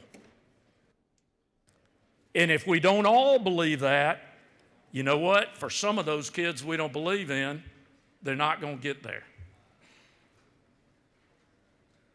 Let's also have this in mind. Reading helps you dream. Helps you dream bigger. Helps you dream better. It takes you to places that you couldn't necessarily go when you're sitting and reading that book in front of you. So I ask you, have you ever read something and it created ideas in your brain? Did it create wonder and desire? Did it help you build better dreams for you? So teaching our children to read on grade level will change lives. Teaching our children to read on grade level will change the fabric inside of our school at what we do and what they can accomplish every single day. I'll tell you what this bill does. The bill is aimed at promoting and advancing comprehensive early literacy and reading education efforts that are aligned to the science of reading throughout the state. The bill's major points are QBE funding for school-based literacy coaches in each public school with students in kindergarten through third grade. These are literacy teachers inside the classroom with a defined job duty of helping the students and the teachers inside the classroom accomplish their goals of being able to read on grade level. It also provides for regional literacy coaches and leadership literacy coaches based at the 16 RESAs, which are our Georgia Regional Education Service Agencies, and they are side by side, not only with our teachers and coaches, what we'll call school-based coaches, but they're side by side with our principals. Just like this chamber, just like that chamber, just like this state, leadership makes a difference. That principal inside the school makes the difference for this literacy effort. So we're investing in our leaders that are inside the school about literacy. We're going to have them in the classroom. We're going to have them working with the teachers, understand training about literacy. Remember, reading is foundational to all learning. We're also comprehensive curriculum-based professional learning to support teachers and literacy coaches in applying the science of reading into instructional practices. Will be available at no cost to K-3 teachers and literacy coaches. High-quality instructional material, what we call HQIM, aligned to science of reading, is required for K-3 literacy and reading instruction. Although the compulsory school attendance age is not lowered from 6, families are encouraged to have their children start school by age 5. And in most instances, students will attend kindergarten before advancing to first grade. Folks, I'm going to stop for a second and tell you that Georgia children don't just become our children when they're 5 years old. When they're born, they're our children. And we need to invest in our children. We need to make the 1-year-old, the 2-year-old, the 3-year-old, the 4-year-old part of the learning. We can do with that by helping parents understand the importance of literacy. We can do it by giving them books and training them how to hold the book, how to read, begin to read from the book, recognizing colors and numbers, these type of things before they get to school. Require school systems to adopt unified literacy plans. There's also in the bill new and enhanced rules for placement, promotion, and retention for students in kindergarten and first grade. And families will decide whether their children will start kindergarten as they're advancing to first grade. Establishes the Georgia Literacy Task Force within the Office of Student Achievement. The standing task force under the leadership of the new Georgia Director of Literacy will select high-quality instructional material, again, what we call HQIM, comprehensive professional learning, and universal reading screeners. Requires ongoing evaluation of our educator preparation programs.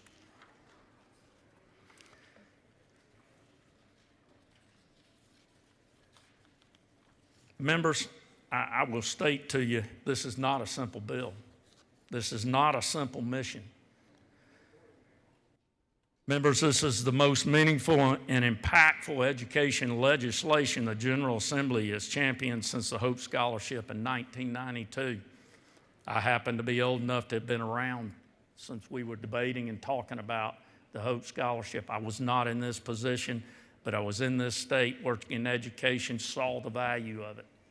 I see the exact same value in what this bill does for our students and then ultimately what it's going to do for this state as a whole. I've been told many times that one of the places that we have a large group of people that have the lowest reading levels is in our jails and our prison. I want us to imagine if some of those or if all of those could read much better, maybe they would have graduated. Maybe they would have got a good job. Maybe they would have accomplished a lot more. Maybe they would have dreamed bigger. We can improve many parts of our society by better educating our children to read better when they come out. Theodore Roosevelt said this, and I believe it. The worst thing we can do is nothing. We'll keep getting the same 2/3 of our kids not reading on grade level if we do nothing. I want to point out to you, there are some states in the South that have made initiatives just like this. I'll give many groups in here, many members in here, a thank you for going and visiting neighboring states that are outrunning us in Georgia in the reading comprehension and the reading levels of our K-3 students. We must catch up. That's what our kids deserve. So with that, Mr. Speaker, I will stand for questions. Thank you for the presentation. You have several questions. Representative Burnell, the gentleman going to yield? Will he yield? I do, yes, sir. Representative Burnell to your left is recognized for a question. Yes, ma'am. Thank you, Mr. Speaker. Does the gentleman yield? I do. Yeah, as a 30-year retired educator, would you agree that reading is more than just calling out words? It's comprehension. That's what gets them on grade level? Absolutely. Understanding what you've read, just not enunciating it, is very important and a big part of the science of reading. Thank you. Thank you for the question. Representative Al Williams to your left is recognized for a question. Thank you, Mr. Speaker. Will the gentleman yield? Yes, I will. Yes, sir. Is it not true that you and I have spoken about this bill and that I visited a school in Bowling Green, Kentucky, And is it not further true that we have fallen behind Mississippi and Alabama? Do I need to say that again, sir? We've fallen behind Mississippi and Alabama. Is it not true that if we don't do what we have to do now, we cannot forever be the best state to do business because we will not have a workforce qualified to work in new business? Is that not so? That's true, and thank you for the comment and the question, Representative. I want you to envision something else, members, before we go on to another question. Imagine that if everybody outruns us on this reading and they start applying for our best jobs, and they're coming from not the state of Georgia. Then all of a sudden we haven't done our children a justice because they're not ready to compete. They didn't go to the better schools. They weren't prepared. They couldn't fill out the applications like other states can. We must accomplish this mission. By the way, I saw a text this morning from Mississippi governor. You're 2.5 times more likely to read proficiently in 4th grade in Mississippi than you are in California. 2.5 times more likely to read proficiently in 4th grade. Imagine that. A state that has gone from almost dead last to number 9 in the nation in reading proficiency. Very proud of their efforts, very similar to what you have before you and what you're voting on to change lives. Gentleman has a couple more questions, then we have some speakers on the bill. Representative Barnes is recognized for a question. Representative Marty Barnes. Thank you. Does the gentleman yield? I do. Thank you. I truly appreciate this bill. I do have some questions about lines 5 through 11, pretty much on your promotion and retention. Are we leaving this in the hands of the parent to decide if they want to promote or keep their child back? Or are we relying on like an assessment test or something like that?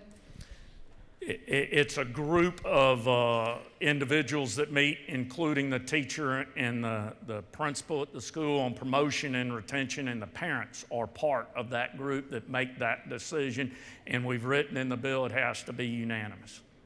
Does the gentleman further yield? I do. I appreciate that part, having everybody involved at the table. I think the parent knows their child best. Thank you for this bill. I agree. Thank you. Representative Moore to your left. Representative Angela Moore to your left in the back. Thank you, Mr. Speaker. Does the gentleman yield? There we go. Yes, ma'am, I do. Can you tell me if the funding and passing of this bill will be able to help children with dyslexia and older children? The answer is absolutely. Dyslexia is written in there. You'll even see it on the first page. We have been down a very good path set by this House 3 years ago with dyslexia in understanding those children and how they read. This bill enhances all of those efforts, continues us down a very good path. And then let's go to the second part of your question was? I older understood, children. right. You said children K through 3rd grade, but then there are some children, and let's just say that before this bill passes, that have skipped the system. I know lots of them can't read by the time they get to 8th grade. They get held up when they get to the 9th and the 11th grade, find out they can't read at all. Let me answer this with this. This is a K-3 bill. Well, really, let's go 0 to 3rd grade bill that you have before you. And that's where this effort and this pivot's going to happen.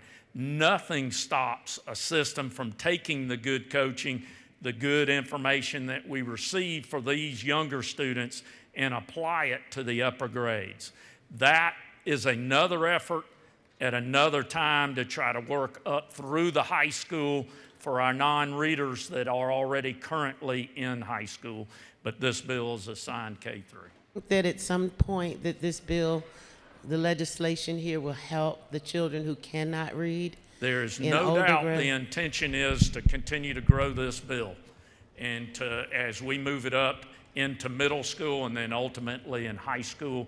We're just taking the lead from some other states that have been very successful with this effort and how they accomplished it, and that's what you have before you. Thank you. Representative Derek Jackson, sitting next to the lady to your left, is recognized for a question. Thank you, Mr. Speaker. Do the gentleman yield? Yes, sir. And so I appreciate House Bill 1193, but there are some districts outside of 285, specifically in the rural parts of Georgia, will see House Bill 1193 as a unfunded mandate. Can you address that concern? Absolutely, and I think we have a couple of speakers that might be addressing this too. This is not an unfunded mandate. If you heard what I stated here, we're going to pay for the HQIM, that's the high quality instruction material. We're writing in QBE for the first time their school-based literacy coach. So we're going to pay for that, and we're going to write it in QBE. So be prepared. That's the major bulk of the expense would be the school-based literacy coaches. By the way, we're looking at somewhere around 1,300 of those in the state. So there are quite a few. But the money will follow that position from the state just like it would their elementary school teacher or their high school teacher there. So. Do you further yield? I do. So to add to their concerns, specifically they're saying that it's an unfunded mandate because there are other administrative positions that are required when it comes to reading literacy. And although you address the QBE, but it doesn't add a poverty weight, could you address that concern as well?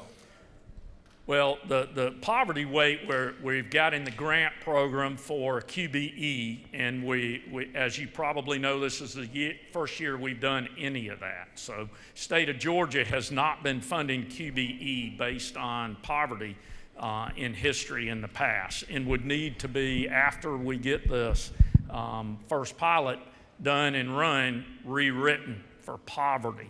The administrative end, I would tell you, having been an administrator, I'll take a teacher all day that is funded by the state, and I wouldn't have to add an assistant principal. I would not have to add an administrator to evaluate that person. We would be able to absorb that teacher inside our normal working day. Remember, these are classroom teachers. So there is not administrative cost added to them,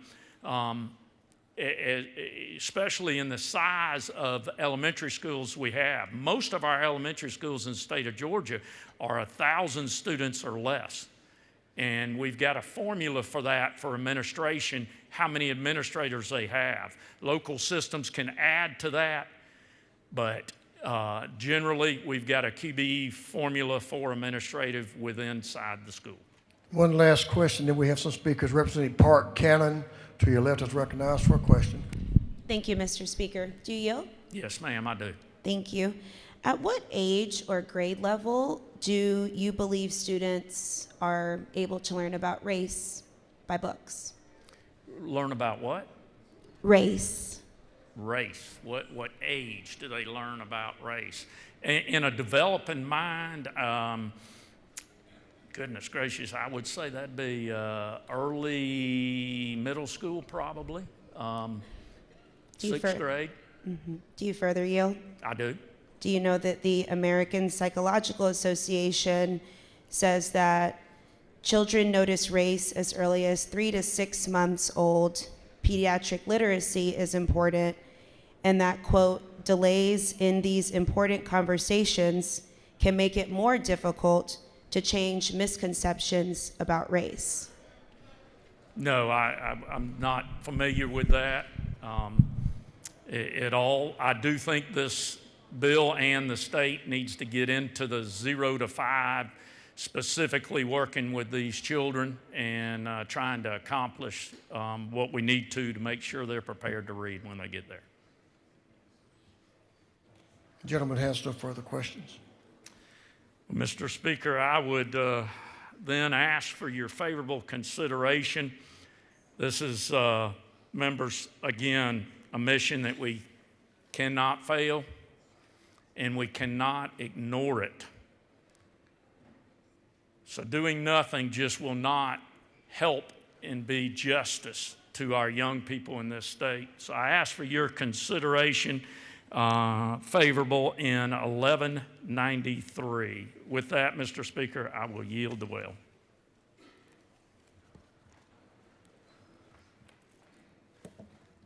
Thank you for your presentation, and thanks for your hard work on this most important bill. I'm going to recognize Representative Phil Alaye. Speak to the bill. You have up to 20 minutes, but we hope it won't take quite that long, sir. Not quite. Okay, the gentleman's recognized. Thank you, Mr. Speaker, and good morning, colleagues. Today I rise in support of House Bill 1193, and I speak to you this morning not only as a legislator, but as a father. And I know the author knows this to be true, having 2- and 4-year-old grandkids. But the best time of the day is my bedtime routine with my 2- and 4-year-old boys. They slip into their PJs and grab a few books off the shelf, and we all pile into the bed and begin to slowly turn pages and trace letters and form words. And it's the coolest thing, watching their eyes light up as those little squiggly marks and shapes on a page take meaning, and they can read and understand. And you know, there's nothing like watching your child discover language and how literacy can unlock their imagination in real time.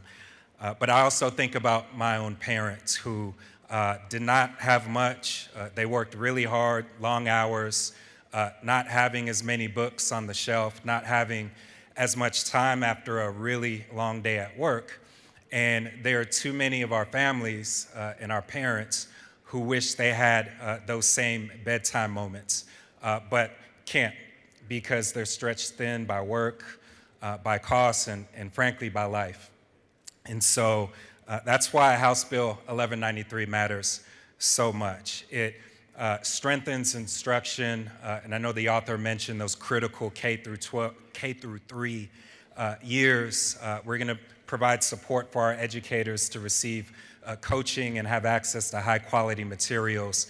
And we're not leaving anything to chance or family circumstances. We are building a system that prioritizes literacy and early learning in reading for every single child. And we know that reading is fundamental to everything. If you can't read, it's hard to envision a life of dignity, purpose, and success. And so this evening, I'll go back home and I'll pull a book off my shelf and we'll pile into the bed again and we'll turn pages and sound out some simple words.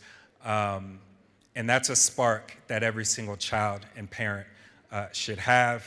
I want to thank the author for his incredible work, the committee, our counterparts over in the Senate. I know Chairman Hickman's with us. Thank you for your leadership, sir. Our very own, our First Lady of the House, Ms. Dale Burns, who's an incredible champion for children and all things education. If we can get literacy right during these early years, we can fundamentally alter the trajectories, not only of our children, but our families, as well as our state.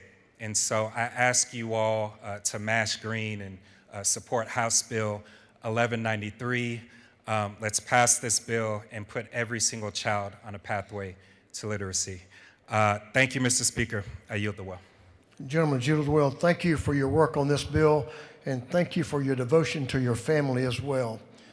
Representative Glaze is recognized to speak to the bill.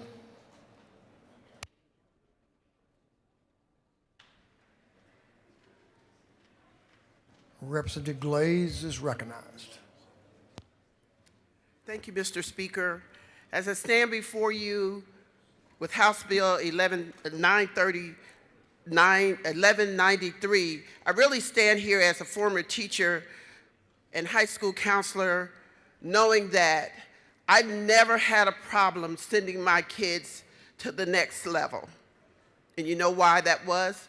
Because I had students who could read. And fundamentally, today, as we stand before you, we stand at the precipice of making sure that Georgia continues to progress, that we continue to have not just 12 years of being the best place to do business, but that we have years that some of us won't even be here, particularly me. I have 5 grandchildren who live in this state, and yes, ma'am, I am concerned, yes, sir, about them reading, and I believe we're doing what we need to do when we start at kindergarten. And then we've done so much more in bills where we're going to make sure that kids get books when they are born all the way till 3 years old. Children must have readers in order to learn to read. And so this bill will not only help our kids with literacy coaches, but we're going to make sure that books get in their hands from pediatricians. We're going to make sure that those who came through colleges during the time when they didn't have the science for reading, that they are helped and taught to make sure that they teach our children properly. I'm going to stand here and ask everybody in this assembly that we will not leave here today without having done the work of tomorrow, and that's making sure our children are literate. This bill and the funding behind it will do it. Thank you so much, Mr. Speaker. I yield the well. The ladies yielded the well. Thank you. Representative Floyd Griffin is recognized to speak to the bill. Representative Griffin.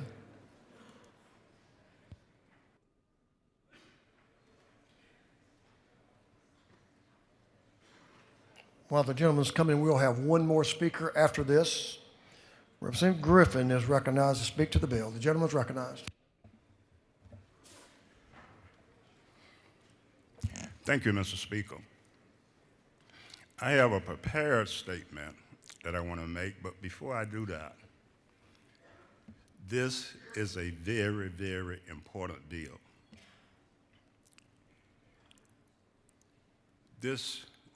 After the session was over last year, I was reading an article in my local newspaper where one of our schools, and I can't think it was the 3rd or 4th grade, they were teaching those children how to write with cursor. Now, if you were back in my generation, and that's a long time ago, we learned to write cursive. We learned to read. Now, I'm going to date myself, but I finished high school in 1962. And when I went off to college, I didn't have to, I did not have to be concerned about reading. And through my military career, going all the way up to being a senior officer, that's a colonel, and working in the Pentagon, and the people who worked with me and worked for me, approximately 50% or better of my day was reading. It's a difference between reading and then be able to comprehend what you read. And I would not have been successful if I had not had that early learning. And I don't know to read and write. I don't know what happened to it. But what I want to do is thank the Speaker and the author of this bill, because it is crucial to the success of our future.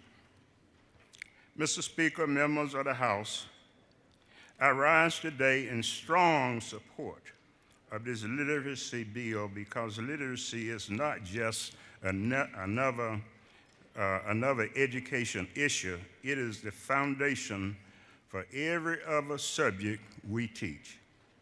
If a child cannot read proficiently by the end of the 3rd grade, that child is no longer learning to read.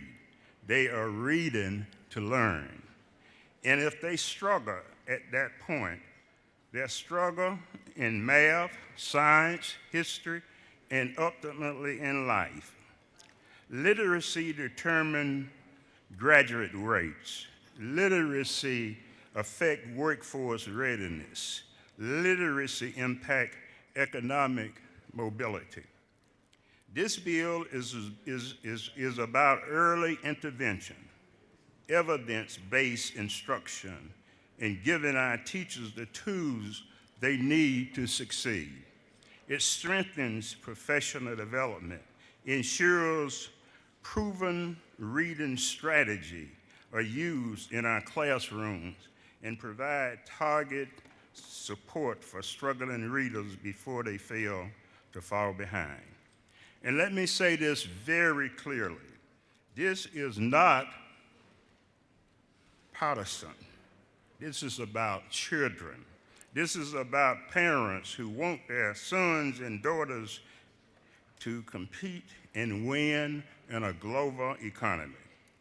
We talk often in this chamber about economic development, but the real economic developments began in the classroom with a child who can read confidently and teach and think critically.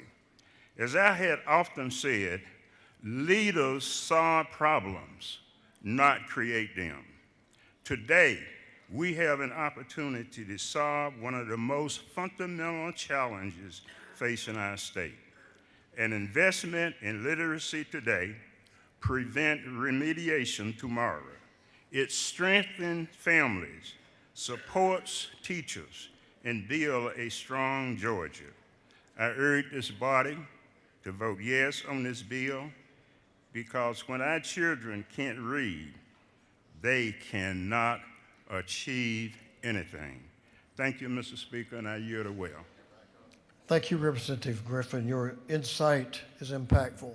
Thank you. Chairman Dubnik is recognized to speak to the bill. This will be our last speaker on House Bill 1193. The gentleman is recognized. Thank you, Mr. Speaker. Ladies and gentlemen of the House, I appreciate the opportunity to make a couple of comments on House Bill 1193. There are a couple of points that I want to make in regards to some of the questions that have been brought up. First and foremost, we have been very fortunate to work with GOSA, with the PSC, with the Board of Regents and our higher ed entities, with the Department of Education. They've all been at the table, are at the table, and will continue to be at the table to make sure that this is an initiative that's talked about, as Chairman Irwin referenced, for decades to come.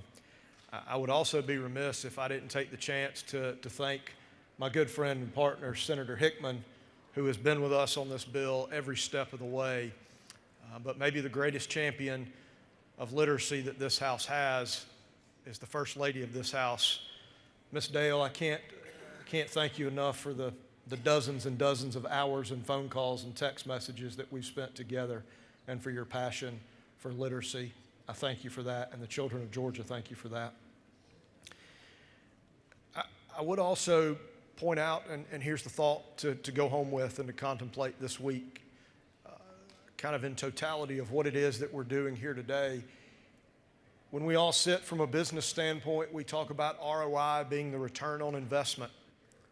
It would be very easy, as was pointed out by the bill's author, that we can tie literacy rates, proficient literacy rates, to incarceration rates, to mental health challenges, to chronic health care issues, to poverty rates, and to financial literacy.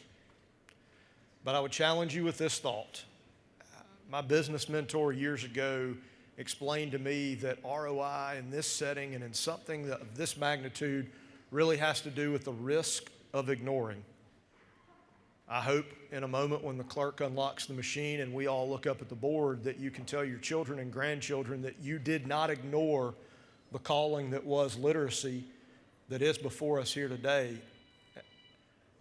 I hope you'll answer that call and understand that supporting this bill is supporting all Georgians, all families, everywhere for generations to come. I'll ask for your favorable consideration of House Bill 1193. Mr. Speaker, I thank you for the time, and I yield the well. Thank you, Representative Dubnik. I know you spent a lot of time on this as well, as many in this House, this body has. That completes our discussion on House Bill 1193. Thank you, members, for your attention on this very, very important bill. Is there any objection to the previous question being ordered? Hearing none, the previous question is ordered. Is there any objection to adopting the committee's substitute? Hearing none, the committee's substitute is adopted. Is there any objection to agreeing to the report of the committee, which was favorable to the passage of the bill? Hearing none, the report of the committee is agreed to. Shall this bill now pass? All in favor of the passage of the bill will vote yes. All those opposed will vote no. And Mr. Clerk will unlock the machine.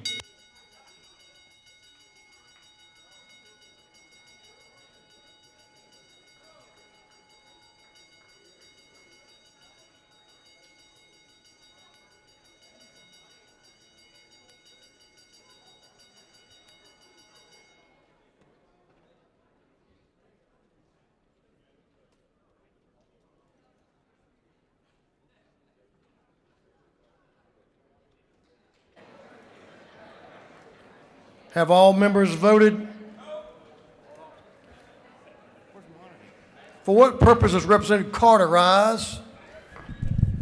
Parliamentary inquiry. State your inquiry, ma'am. Is it not true that House Bill 1193 puts Georgia in a place where we will become the #1 state to educate our children?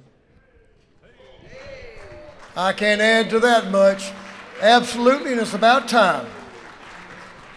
Thank you for your question. For what purpose does Representative Carmen Rice rise? Parliamentary inquiry. State your inquiry. Is it not true that Bill 1193, by passing this bill and by voting yes, we are demonstrating that we have not only identified an issue in Georgia, but we are taking strong action and providing and equipping the classrooms, the educators, and the students for a brighter future for Georgia? The lady knows of what she speaks. There's no doubt about that. For what purpose does Representative Reese rise? Parliamentary inquiry. State your inquiry, sir. Mr. Speaker, isn't it true that today this chamber is sending a strong bipartisan message that we are all concerned about our children and that we are concerned about their education, and we're going to do and fight like hell to make sure they have what they need to be successful? I think the gentleman knows of what he speaks to. And it is a strong, strong message. Have all members now voted? All members voted. If so, Mr. Clerk will lock the machine. On the passage of House Bill 1193, the yeas are 170, the nays are 2. This bill, having received the requisite constitutional majority, is therefore passed. Congratulations to the author, but congratulations to the members of this House. Thank you. Thank you all.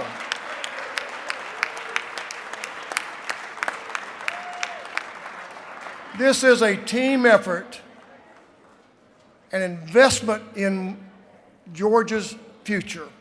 Thank you, members. Thank you, Mr. Chairman.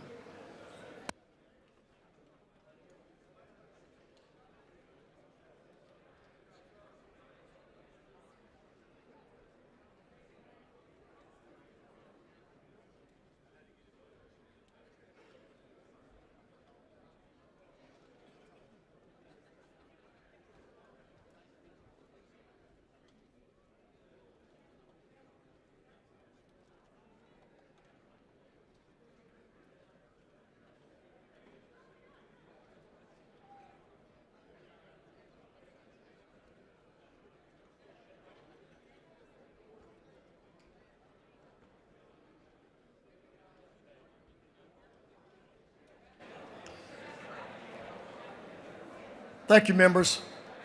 That's a historical vote. Thank you all very, very much.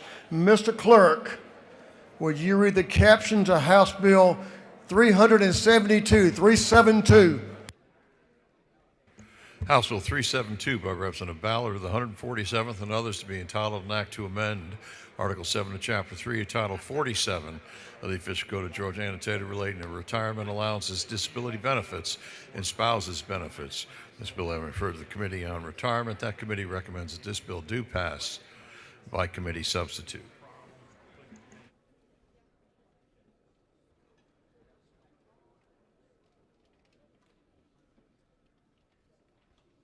Representative Bethany Ballard is recognized, a ongoing champion for education. Representative Bethany Ballard is recognized to present House Bill 372. Thank you, Mr. Speaker. Colleagues, today I rise to present House Bill 372 that allows our schools to continue a program that helps them fill gaps in our classrooms. In 2022, this body passed HB 385, which allows retired teachers who have gained 30 years of creditable service to return to the classroom and teach in high-need subject areas. That program is sunsetting this year in June, and so my bill kicks that sunset date out to 2030. I have made a couple of changes to the original bill to make it more flexible for our classrooms. In the original language, the RESAs picked the high-need subject areas. In this current bill that I'm proposing, it will allow each individual school district to pick their area of high needs because, you know, our RESAs are very diverse and our school districts need that flexibility. We've also ensured in this bill that anyone who is returning in the area of reading or English language arts have that very important dyslexia and reading certification to continue with our literacy efforts. So thank you, Mr. Speaker. That's the bill. I will yield for any questions. You did an excellent job. You have no questions. Thank you, Mr. Speaker. I yield the will. Ladies, yield the will. We do have a speaker in favor of the bill, Representative Carter. There she is. I lost you there for a second. Ladies recognized. Good morning. Thank you, Mr. Speaker, for the opportunity to speak on this bill. Again, I think we are moving in the right direction to improve education in the state of Georgia. And I am extremely excited that my colleague has picked up something that I was trying to do and we couldn't get it done, but she's getting it done today, and I hope that everyone will vote yes, because we need to do everything we can to ensure that we have exceptional teachers in our classroom. And some of those teachers decided to retire, but now we give them an opportunity to come back because every child needs an exceptional teacher. And I believe every one of us have a story that we could tell that a teacher made a difference. So thank you, committee. Thank you, my leader, for bringing this legislation. And let's do what we have to do to improve the workforce development for teachers, even if they got to come out of retirement. Thank you, and I yield the will. Thank you, Representative Doreen Carter. We appreciate your persistence and your stick-withiness, too, to help get this across the finish line. Thank you very much. That concludes the presentation and remarks on House Bill 372.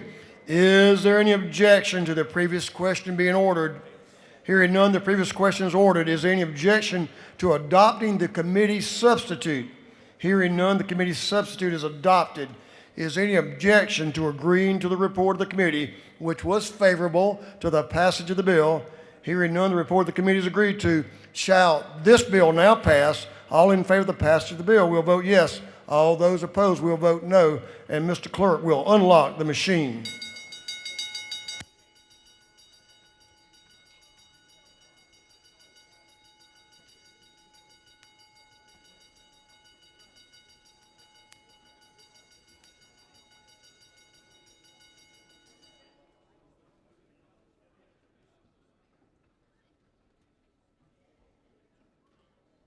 Have all members voted? All members voted. If so, Mr. Clerk will lock the machine on the passage of House Bill 372.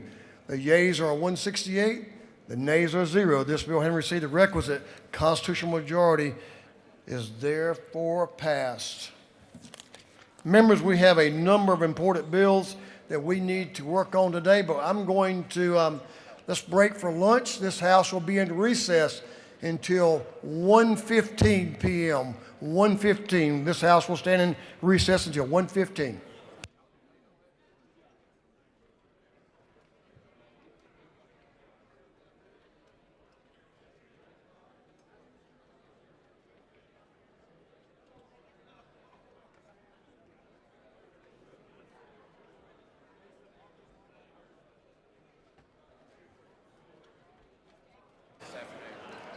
Members, we do have a couple of meetings during lunch. I'm going to recognize Chairman Blackman. So we will come back to order. Chairman Blackman is recognized for an announcement. Ways and Means will not meet during lunch. We will meet later upon adjournment. Thank you.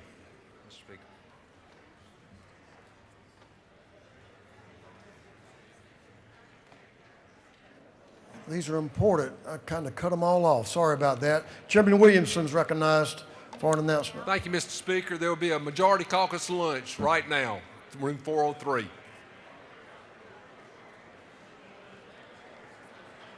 Chairman Carson, recognized for an announcement. Folks, the House Retirement Committee as well as the Joint Retirement Committee that will meet after session, after our 1:15 reconvening. Thank you. Representative Terry Cummins is recognized for an announcement. The Cobb delegation will be meeting in Club 514 immediately upon adjournment.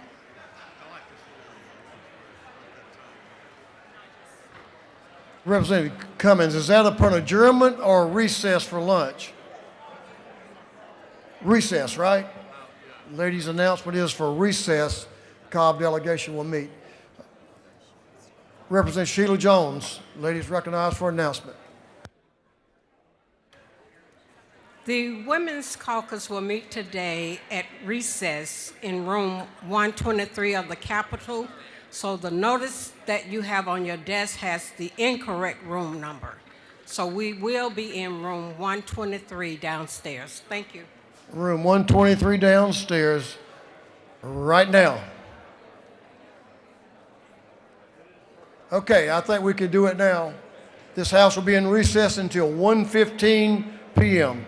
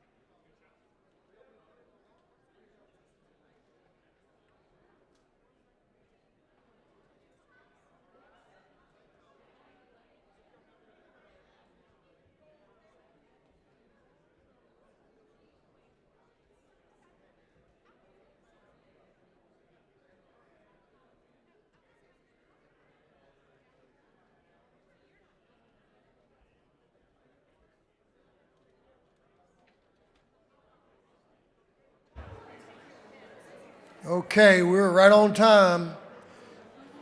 All right, members, if you're in any room or out in the hall, it'd be time to make your way to the chamber. Mr. Clerk, how about give us a ringing of that bell, let everyone know we're ready to go back to work. Mr. Clerk.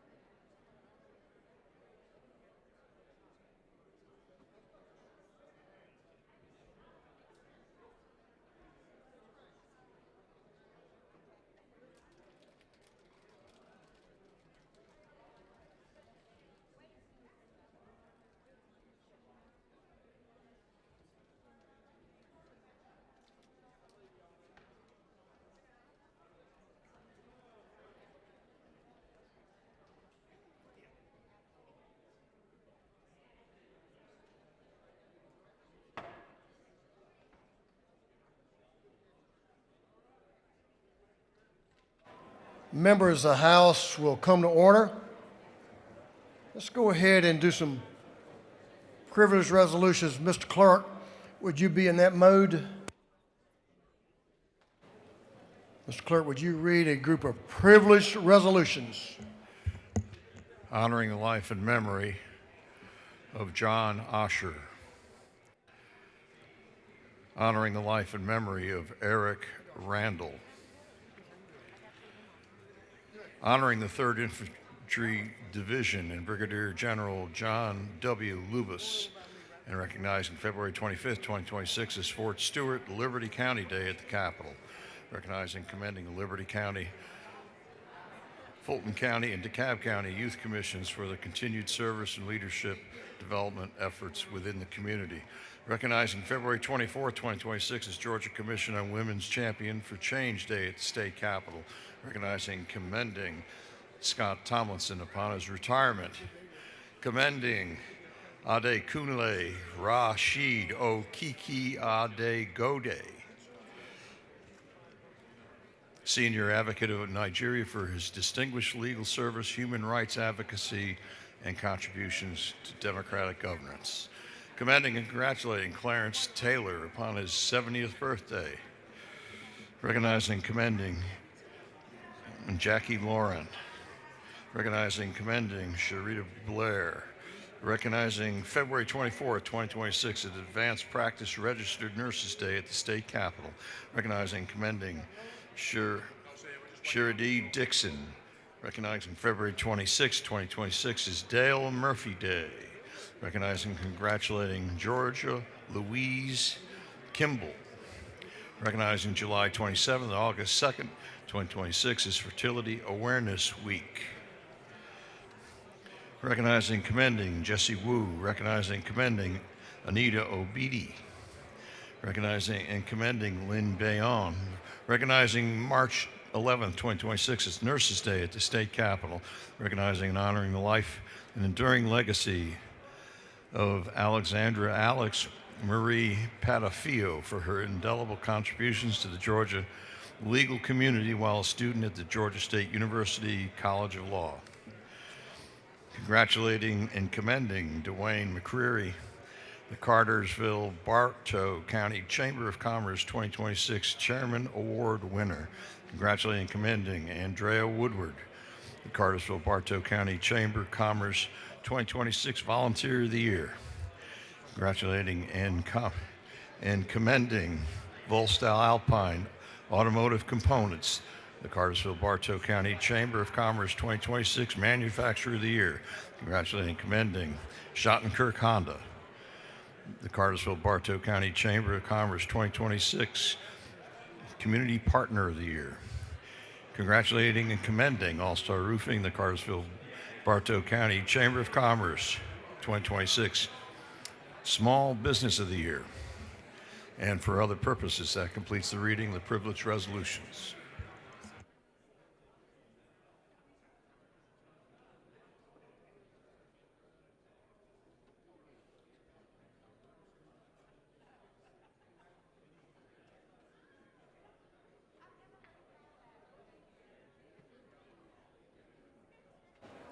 Is there any objection?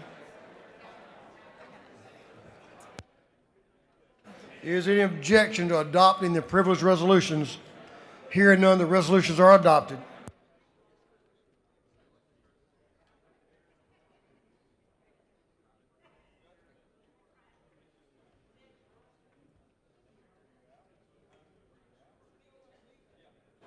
Members, if you're close by, you need to come on to the floor. We're moving on to the rules calendar.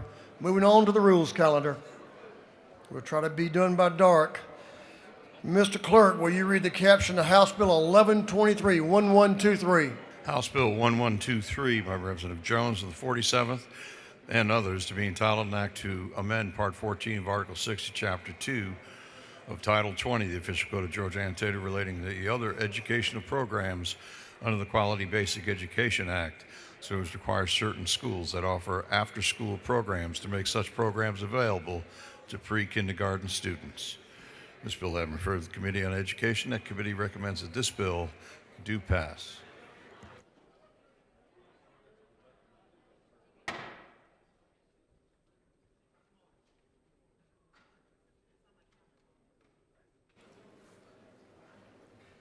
Members, we have an important bill coming to the floor. So I invite all members to come to the floor as I recognize the Speaker Pro Tem of this House, a lady who is no stranger to good policy, Pro Tem Jan Jones. The lady's recognized. Well, thank you, Mr. Speaker, and thank you, members of the House. I wanted to present House Bill 1123, which would expand pre-K after-school services to help working families. So it's narrowly tailored, and it's really a result of a study committee the Speaker appointed me to chair and a number of your colleagues to be on 2 years ago. It would require public schools that offer pre-K within their public schools and that offer the availability of after-school care services to grades K through 5 students to make them also available to their pre-K students on the same basis. I do want to make clear that these after-school services, which assist working parents, are not subsidized by state taxpayers or local taxpayers. They're paid for by the parents, and the school systems determine what those fees would be. Sometimes the aftercare services are contracted out to private providers, and oftentimes they are offered by the school system themselves. And out of 112 systems that serve pre-K and offer after school, only 22 do not.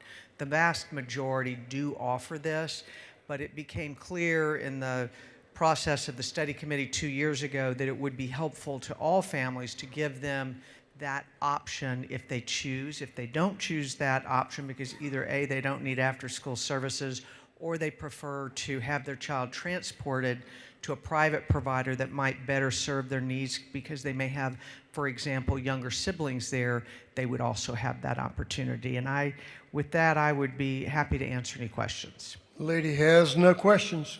Well, thank you, members, and I ask for your favorable consideration of House Bill 1123.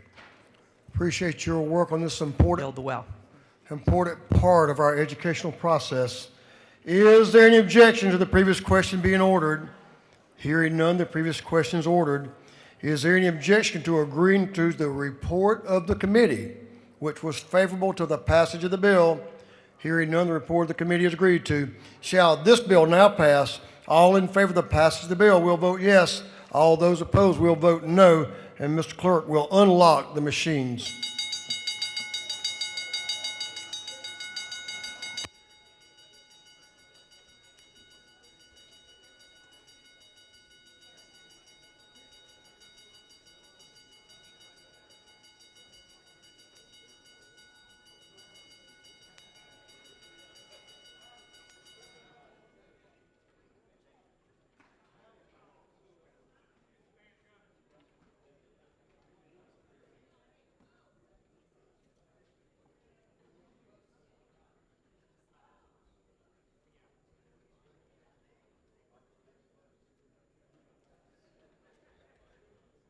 Have all members voted?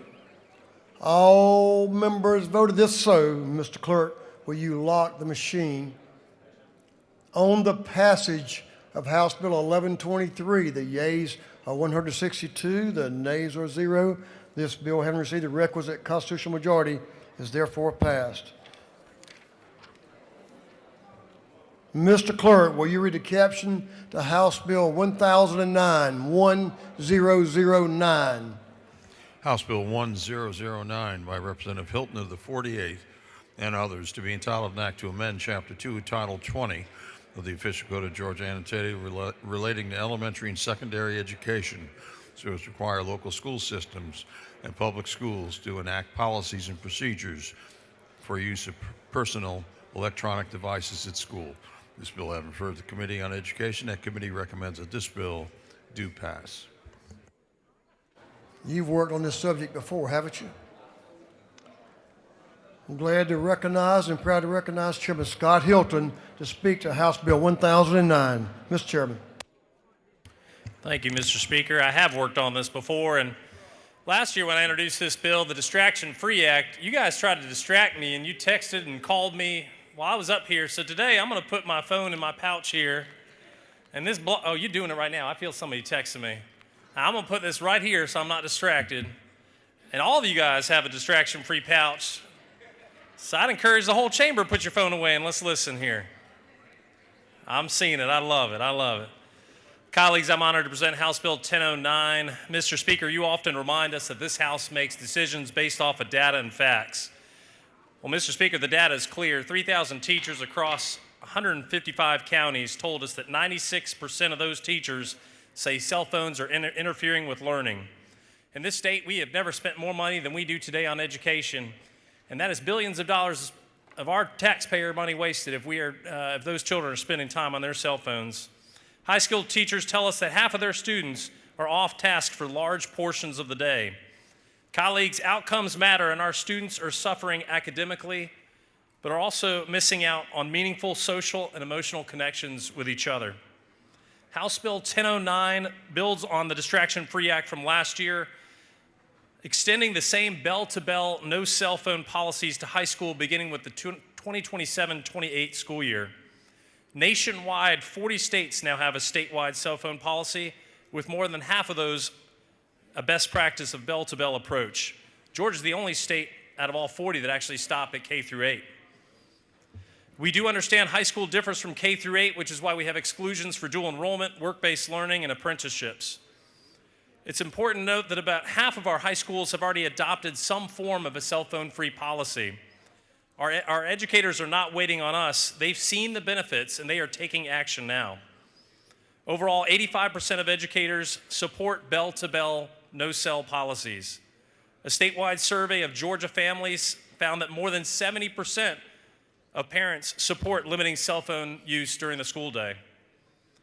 Mr. Speaker, colleagues, the data across the country and throughout education is clear.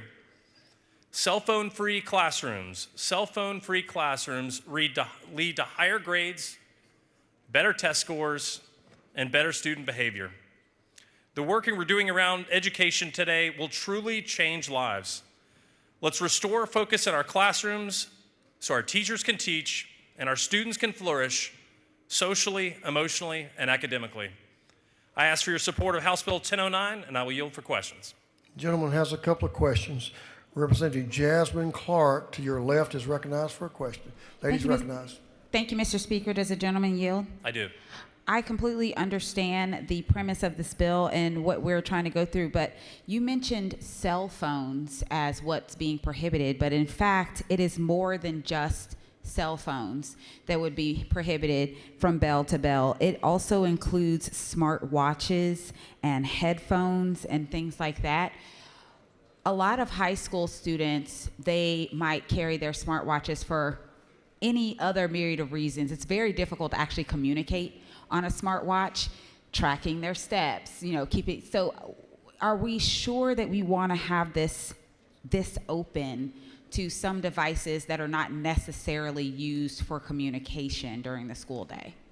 So it's a great question. We included all devices on line 28 there that are capable of sending and receiving two-way communication. So that's been kind of best practice across the states that we've seen implement something like this. Again, those devices are capable of allowing students to cheat on tests. They're capable of allowing students to record, bullying or fighting with each other. It is worth noting too, these only include the personal devices. Schools themselves, a lot of schools around Georgia have devices for learning. We did, on that line 28, made sure to exclude e-readers, which are often used. A lot of those are not capable of sending or receiving two-way communication. All right. Thank you. Does the gentleman further yield? I do. I'll keep it quick. So I understand that as well, but when you have things like, again, headphones and things like, I just feel like the goal of this was for cell phones, and you mentioned cell phones, and the pouches themselves that many schools use are specifically for cell phones.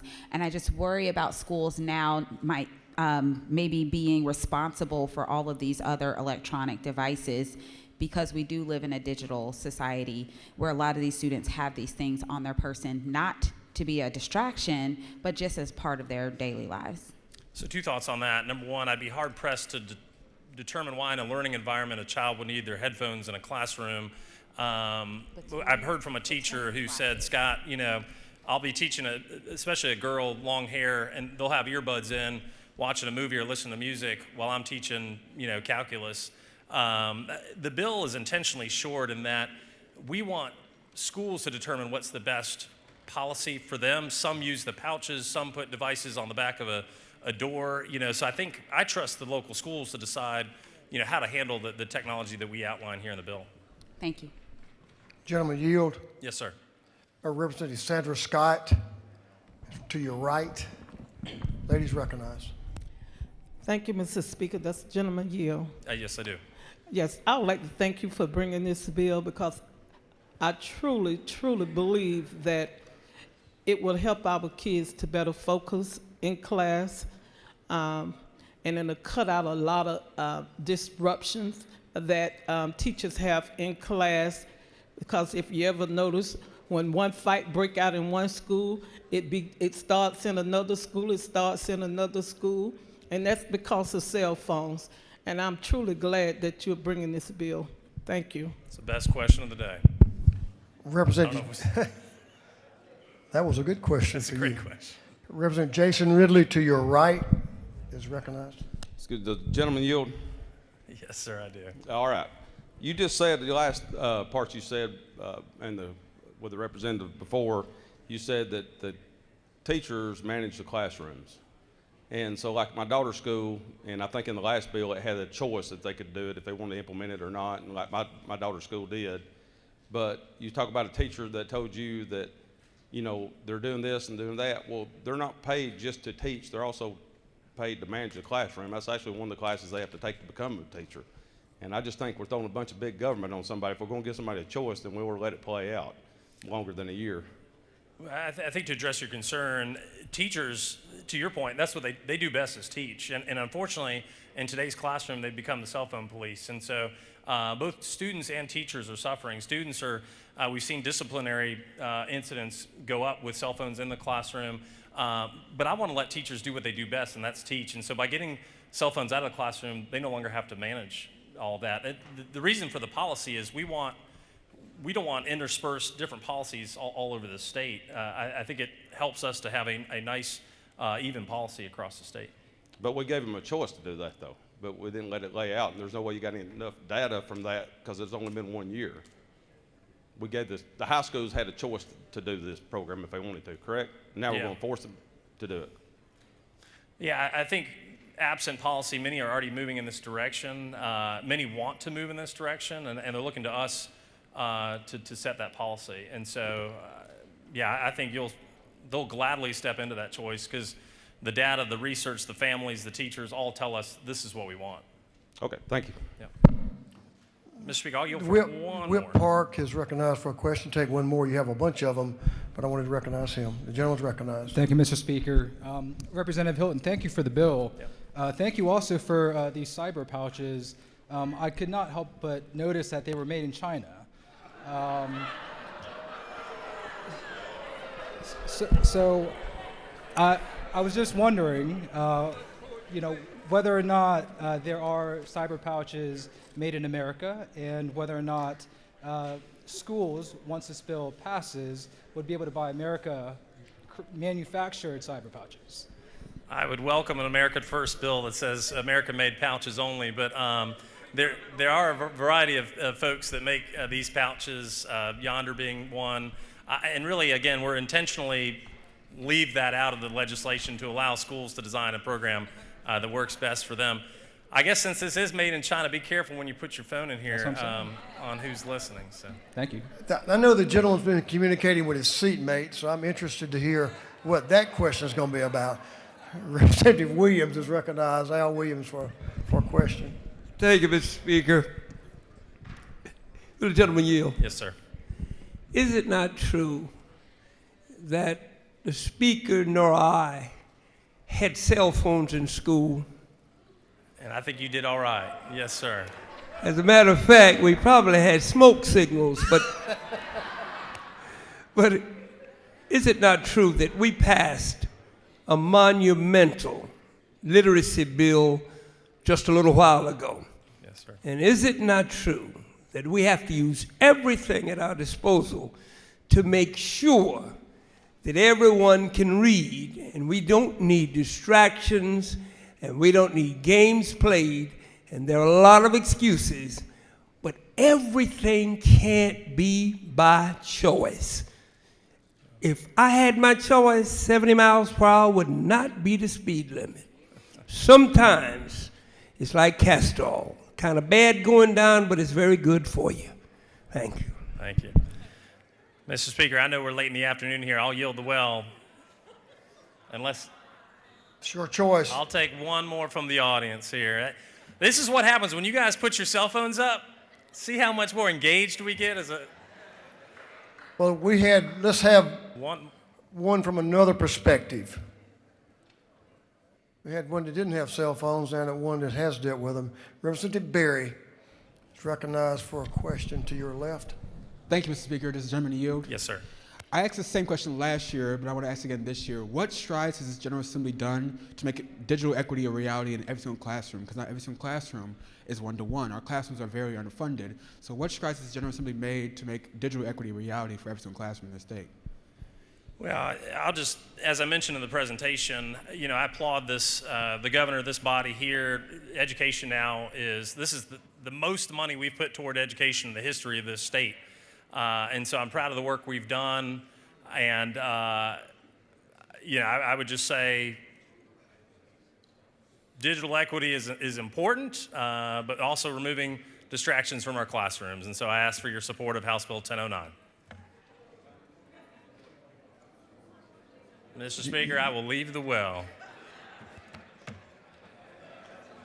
Go check your pouch and check your messages. You had some more questions, but we don't have any speakers on this bill. So is there any objection to the previous question being ordered? The gentleman has yielded the well. Hearing none, the previous question is ordered. Is there any objection to agreeing to the report of the committee, which was favorable to the passage of the bill? Hearing none, the report of the committee is agreed to. Shall this bill now pass? All in favor of the passage of the bill will vote yes. All those opposed will vote no. Mr. Clerk, will you unlock the machine?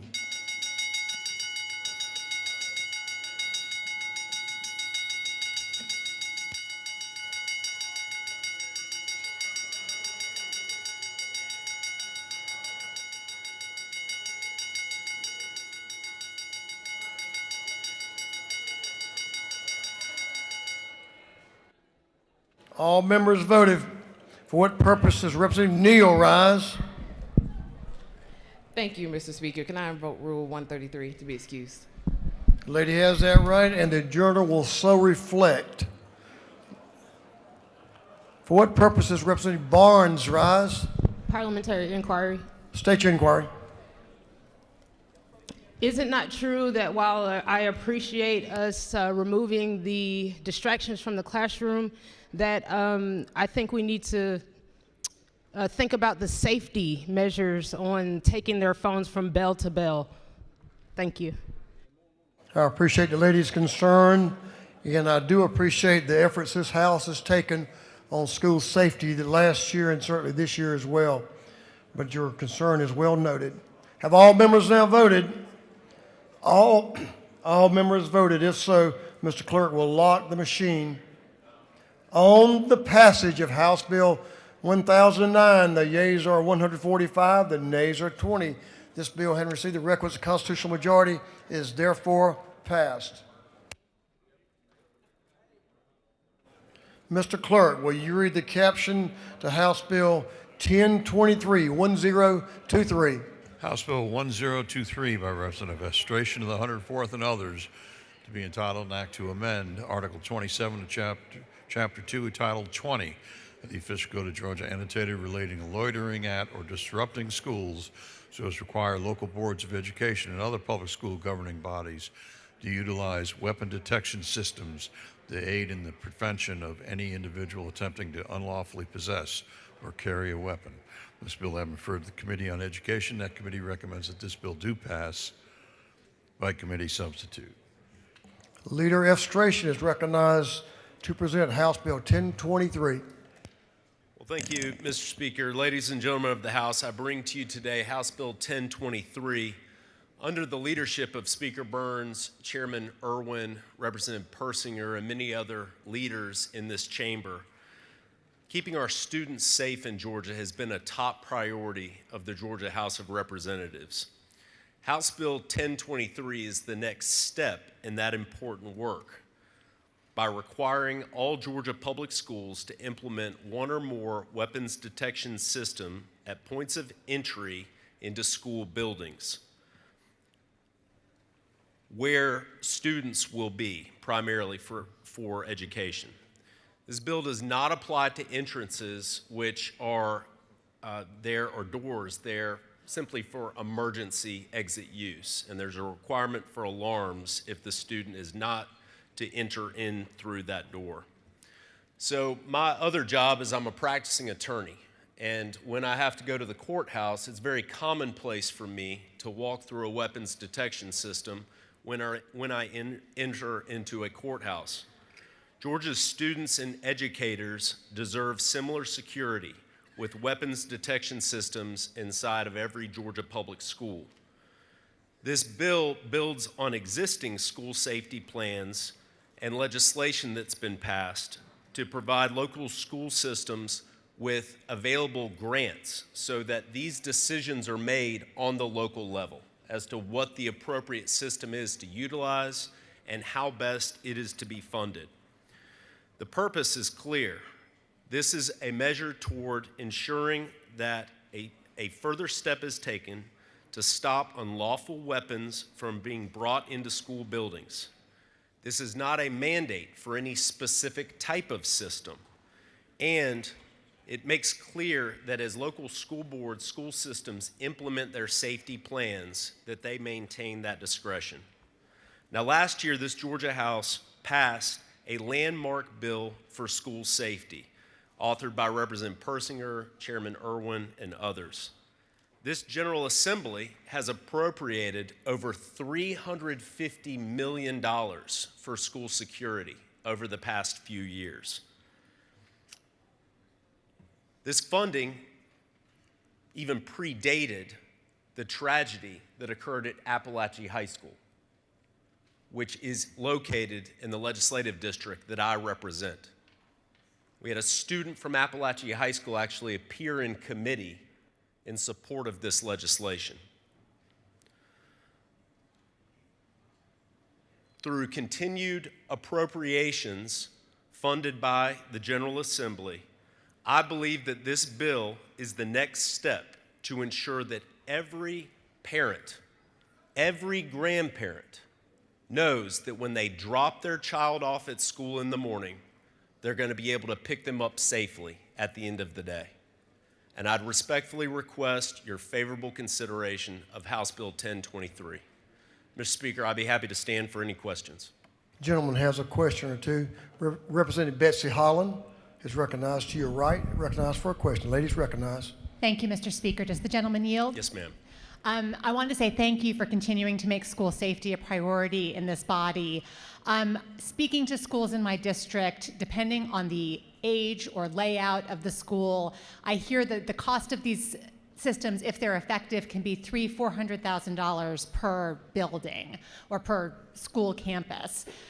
You mentioned that there was an opportunity for appropriations to be applied towards this. Do we have money in the budget that will cover this cost for the school districts that will need it? So the 27 budget that has been proposed includes the $50,000 for every school in Georgia. And I'll just tell you, there's a multitude of different systems because of the definition provided for in this legislation. There are a multitude of systems that would fit within the definition that are affordable. And if a school system decides or the General Assembly appropriates further dollars, maybe there could be more advanced systems that could be in place. But it's my belief in bringing this bill that with the school safety grants that have been put in the budget, and which I hope to be put in the budget in the future, that this will not be an unfunded mandate on local school systems, that they will have the financial resources necessary to implement this, understanding that keeping our students safe is a paramount priority. Gentleman, yield for question. Representative Carlton Howard to your left and way in the back on your left. Yes, sir. Thank you. Does the gentleman yield? Yes, sir. Along those same lines about funding, you mentioned various types of grants that were available. Can you clarify which specific grants are available dedicated to that funding? Also, not just for the funding of the devices, but for the staffing and training that will be ongoing in years to come. Yes, sir. I know we mentioned the $50,000 that's granted per school, but my school systems will spend $135,000 per school to get this done. So I would like to know where are those funding sources? Yes, sir. Great question. Thank you for asking it. First of all, it's approximately $57,000 has been included in the budget by the General Assembly for school security, and that's per school in Georgia. And there's discretion locally about how to utilize those funds. So if it's to be used on the infrastructure for a system or for personnel to implement it, that discretion is local, consistent with school safety plans, which are to be made by the local school system already under existing law. The idea here is that flexibility is maintained with local school systems based upon the layout of the school and the particular needs of that school and existing systems that already are in place. So there are many school systems in Georgia that already have weapons detection systems in place. So allowing for that local discretion and ensuring that not only that we support the funding that we have, as we have done so in the past, but that funding continues to be available, I believe will give the financial resources necessary so that school systems can fund both the infrastructure and the personnel. Mr. Speaker, I'll be happy to yield for one more question if there are any. Leader Hughley to your left, right in front of you. I think you know where she sits. Ladies recognized. Thank you, Mr. Speaker. Does the gentleman yield? Yes, ma'am. Are there any penalties for schools if they are unable to meet this requirement? What are we going to do? So there's no penalties laid out in the bill, but it would be the law if the General Assembly enacts it for school systems to have weapons detection systems in place, and so the definition is as written there would be the requirement. Does the gentleman further yield? Yes, ma'am. Have we given consideration to giving them a window of time to come into compliance with this, realizing that it's going to take some money and we're going to have to continue to fund, and they got to have grants and find other resources available to do this? Yes, ma'am. Great question. Thank you so much for asking that. So initially, when the bill was proposed, there was a much sooner implementation date that was part of it. I listened to feedback which was brought, and the substitute presented to the Education Committee would delay implementation to allow for a greater amount of time for local school systems to implement these. Ultimately, at the end of the day, this is about keeping Georgia students safe, and this is a reasonable measure for us to take to ensure that students entering school buildings, and teachers entering school buildings, parents who go to visit their kids at school, that they know that their kids are in an environment in which a weapons detection system has been in place to prevent the entry of weapons. That is a similar process that we have when I go to the courthouse, when we go to the airport. We see these different places, and it's very reasonable to extend these measures also to Georgia public schools. I ask for the body's favorable consideration. Someone has one more question. I mean, he could have whispered to you, but I guess we'll let him ask a question if you'll yield. Whit Burchett is recognized for a question. Thank you, Mr. Speaker. Does the gentleman yield? Yes, sir. Isn't it true that you worked to make sure that there was flexibility within the definitions to allow for some very inexpensive means of detecting weapons? Yes, sir, and thank you for the question. With the advancements in technology now and AI, there's a new way for this to be done in ways which are comparatively less expensive. Oh, thank you. Thank you again. Does the gentleman yield for one more? Yes, sir. Isn't it true that majority of the schools that are, at least in majority of Georgia, are already performing this measure under some of the grants that we're already offering? So I agree with the gentleman's point that these have been implemented, rolled out across the state. It's sometimes a little difficult to get the exact number of systems where it is in place, but I very much agree that this has been embraced by local school systems across the state. Last one, and if they are instituted already, then it meets the intent of the bill. Is that correct? Yes, sir. That's correct. Thank you for the bill. Thank you, Mr. Speaker. I ask for the House's favorable consideration of HB 1023, and I yield the well. Gentleman's yielded the well. We have some speakers that are in favor of and those that are opposed. I'm going to give 20 minutes to either side. The opposed side will have up to 20 minutes. Those in favor, we have two signed up will speak in favor. You have up to 20 minutes. Representative Berry is recognized to speak in opposition to the bill, House Bill 1023. He waves. Wait a minute.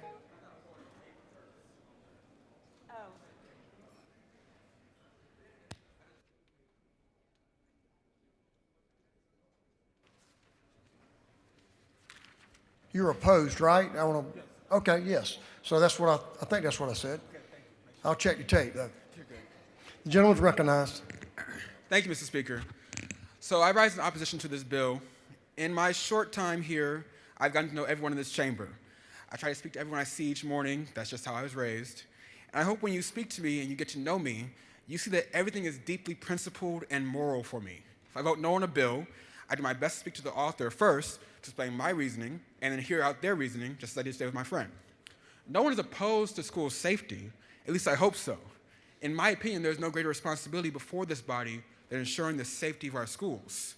We all wrestle with this issue of safety daily. I deal with it each day when I walk into my classroom. But look at it this way, as my other friend told me.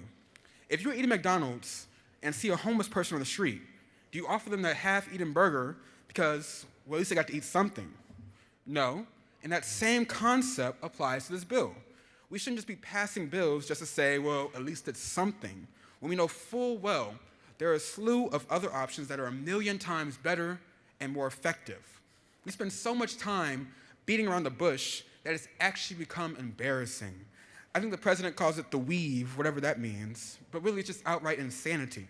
We've allowed guns and weapons of war to become more available than a pack of gum in this state and then act confused when people keep dying. Let's stop hiding behind procedure and politics and pretending that the threat our children face is some vague, mysterious force. It is not a mystery to the parents who drop their kids off with a pit in their stomach. It is not a mystery to the students who text "I love you" before the bell rings just in case. It is not a mystery to us teachers who quietly scan the exits while we're trying to teach fractions. When I first read this bill, after banging my head against the wall, I couldn't help but laugh. Because at this point, the actions of this body are laughable and embarrassing. We are installing metal detectors in our schools because guns keep ending up in our schools. Because we have normalized the unthinkable. We are installing metal detectors because we have refused to even hear common sense democratic bills on gun safety. Advocates sit out there every day asking for everything from safe storage and a assault weapons ban, keeping guns out of the hands of domestic abusers. We think we have acted? No need to answer that, because we are here debating another unfunded mandate. Those ideas here become the legislative graveyard because we think it is wiser to offer thoughts, prayers, and moments of silence, but we cannot seem to offer moments of courage. I am tired. And I know y'all are tired too. Tired of yelling about something that unfortunately y'all refuse to care or listen to. But I won't stop bringing this up. I won't stop talking about the cowardice that permeates this chamber. And I can't, because in my classroom, I keep a bag of dum-dums. Why? Because I need something for my students to chew on to stay silent should an armed gunman enter my school. Do any of you have any idea what it's like? The daily trauma that has to be endured to simply train students not to die, to have to explain to impressionable 12-year-olds why they have to endure constant lockdowns. So I won't ever stop talking about this and give in to the same cowardice. And while we're hardening schools, let's tell the truth about something else. Our kids don't just face this fear between first period and dismissal. They face it walking down their streets, sitting in their churches, shopping in their grocery stores. We act urgent when the building has a bell schedule, but somehow less urgent everywhere else. That is a hypocrisy our children can see right through. If we admit that the threat is real enough to put a metal detector at the schoolhouse door, then we have to admit it's real everywhere else those same children live their lives. Let me be clear. Metal detectors are not a victory. They are an admission that we have failed somewhere else, an admission that the adults in the room have not done enough to stop the danger before it reaches the front door. Some will say this is dramatic. Tell it to the families who buried their babies.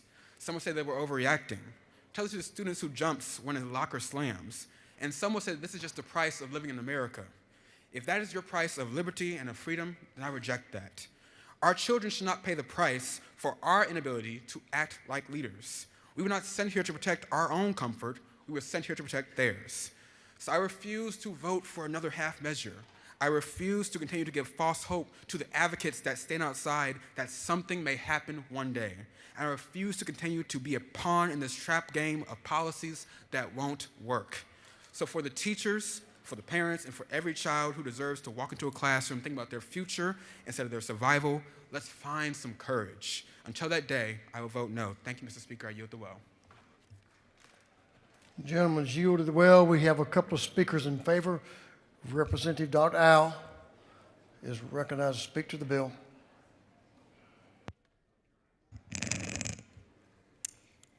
Thank you, Mr. Speaker. I rise to speak in support of HB 1023.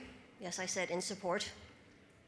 So I do this as someone who's done work in the area of gun safety legislation and violence prevention for many years now, which I note only because I hope it gives what I'm going to say next some credibility.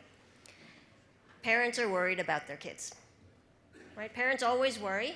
Ask me how I know. But in particular, in these times, parents worry that their kids are going to get shot.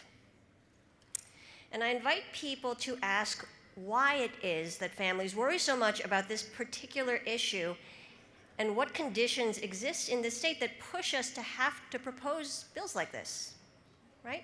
Bills like HB 1023 exist because we can all agree that we want to keep our kids safer from gun violence, right? Particularly when they are at school. That agreement is a good thing, right? Will metal detectors prevent many weapons from being bought into school buildings? Probably, right? It works at the airport, as we noted. We have metal detectors in this building. And in CLOB, I walk through a metal detector every day at the hospital. We can agree that it's a priority, that kids shouldn't have unsupervised access to guns, right? But since we're talking about it, I just want to note that bills like HB 1023 only address school shootings, while a form of gun violence that tends to get the most attention is also the most rare. Metal detectors in schools won't address teen gun violence outside of schools. It won't address guns being stolen from cars and being used to commit crimes. The most common form of gun violence is actually suicide, and metal detectors in schools won't address that. And it won't address young children from getting injured or killed in their homes because they gain access to unsecured loaded guns. Just like we saw last week when a 2-year-old in Sandy Springs shot himself in the face with his father's gun. Just as a side note, because people bring this up, some parents don't think a 2-year-old is strong enough to pull a trigger on a gun. But I'm just going to note that a toddler's strongest fingers are his thumbs. So just think for a second what direction a gun is facing when a child is pulling the trigger with his thumbs. So I'm going to vote yes on HB 1023 because many parents have asked for it, right? Many of my constituents want it. And many students, including the students I've worked with from the sponsor's district, Appalachia High School, have advocated for it. But remember why it is that some of us want bills like this to pass. Think about, as we talk about all the time, the root causes of gun violence, right? And recognize that the final common pathway of all gun violence is not the absence of metal detectors, but easy access to a gun. So after this bill passes, I hope we can continue to have good faith conversations about how best to keep our kids safe. I hope we can continue to work together on real solutions. And I hope this session we can finally hear and vote on HB 1, the Pediatric Health Safe Storage Act, which addresses this same issue further upstream. I'm going to vote yes on HB 1023 in addition to, but not in lieu of, further action on gun safety to protect our kids. Thank you to the bill sponsor for taking time to talk to our families at Appalachia and for working on this bill.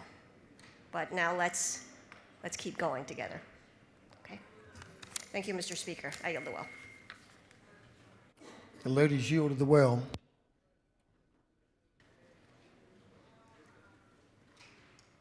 Representative Barnes, you have up to 15 minutes. Thank you. We don't have to use them all, but you do have up to 15 minutes. Can y'all see me with this? You can put them in your pocket and use them next time, maybe, who knows? Thank you, Mr. Speaker. I won't take 15 minutes, but I might. I rise today in support of HB 1023. I rise not only as a legislator, but a mother. So I'm going to say this several times in my speech so it can be wired in your brain. Prevention before intervention. Prevention before intervention. And this is interactive. How many of us have children in school right now? School-age children. School-age children? Ooh, it's a few of us. Well, I'm speaking as a mother right now, and I take this bill personally because I have a school-age child. I have a son in high school. And like so many parents across this state, every single morning I send my son to school. I say a prayer over him. I touch him. It makes me emotional that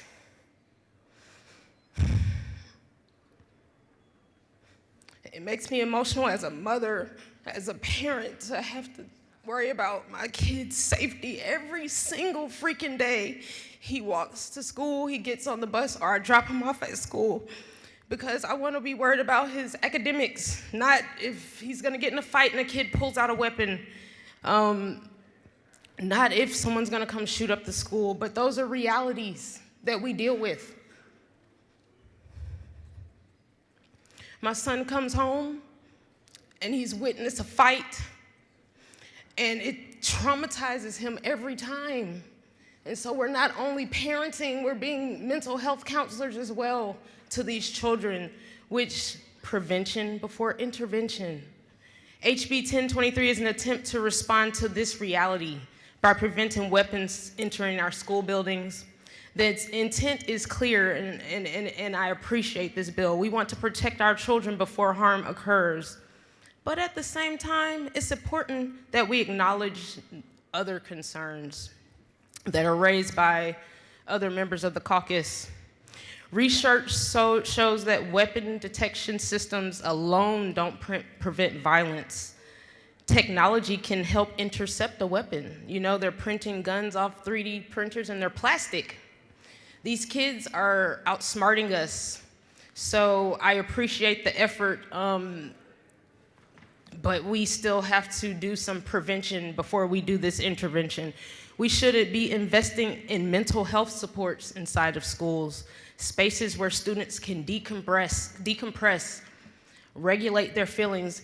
We're all older and we are kind of creating policy to when we were in school. So we have to begin to think innovatively. We have to involve these children because times have changed. They do use cell phones, and I agree that they're distracting because we didn't have cell phones in school when we were growing up. I'm a little older than I look. But they are distracting, but cell phones exist in their lives today. So how do we remove cell phones from schools, but also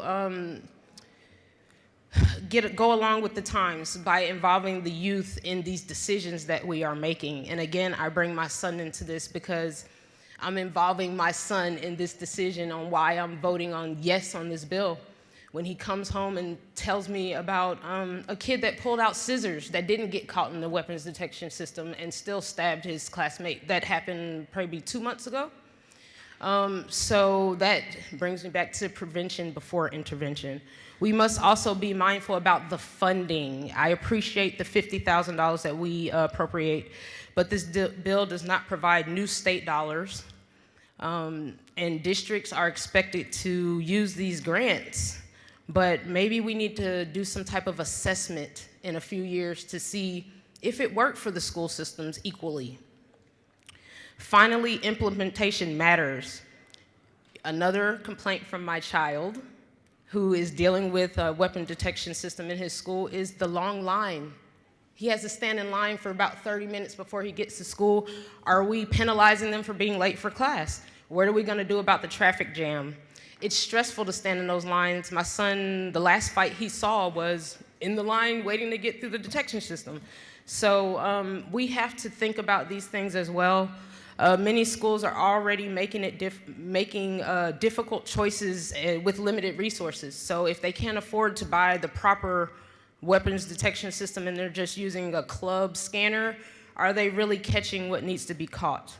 And we must ensure that safety measures do not unintentionally criminalize our children. So what steps are we taking to provide some type of counseling or therapy if they are bringing weapons to school, or are we just immediately criminalizing them?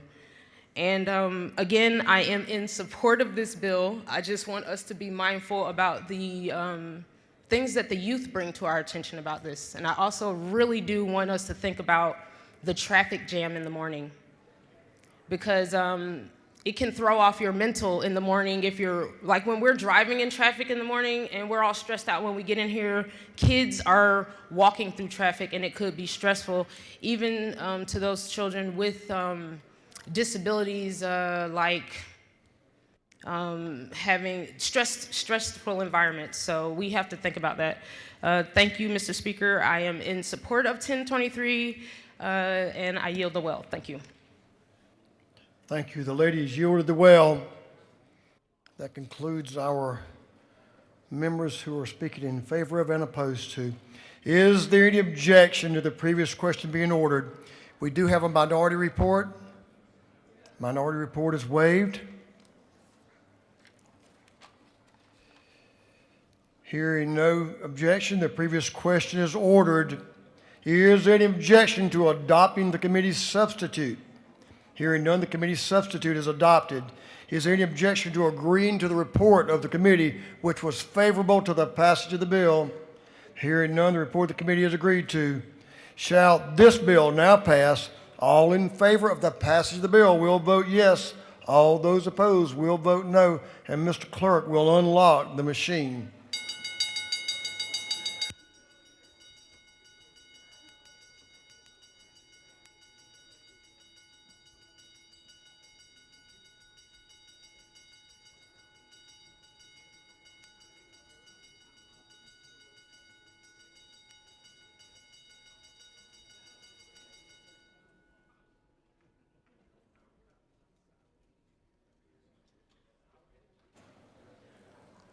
Have all members voted? For what purpose does Leader Hughley rise? Parliamentary inquiry, Mr. Speaker. State your inquiry, ma'am. Mr. Speaker, isn't it true that some of us are voting for this bill in anticipation that we will continue to work on the funding and maybe extend out the time that schools have to be in compliance? I think that's a worthy conversation to have. Sure, the lady believes in what she just spoke. For what purpose does Representative Clark, Jasmine Clark, rise? Parliamentary inquiry, Mr. Speaker. State your inquiry, ma'am. Is it not true that while I completely agree with the distinguished leader that I hope that we work on the funding of this, I cannot in good faith vote yes until we absolutely do that? Thank you. Understand the lady's position and certainly respect it. Have all members now voted? All members voted. If so, Mr. Clerk, will you lock the machine? On the passage of House Bill 1023, the yeas are 151, the nays are 11. This bill having received the requisite constitutional majority is therefore passed. Mr. Clerk, will you read the caption to House Bill 971?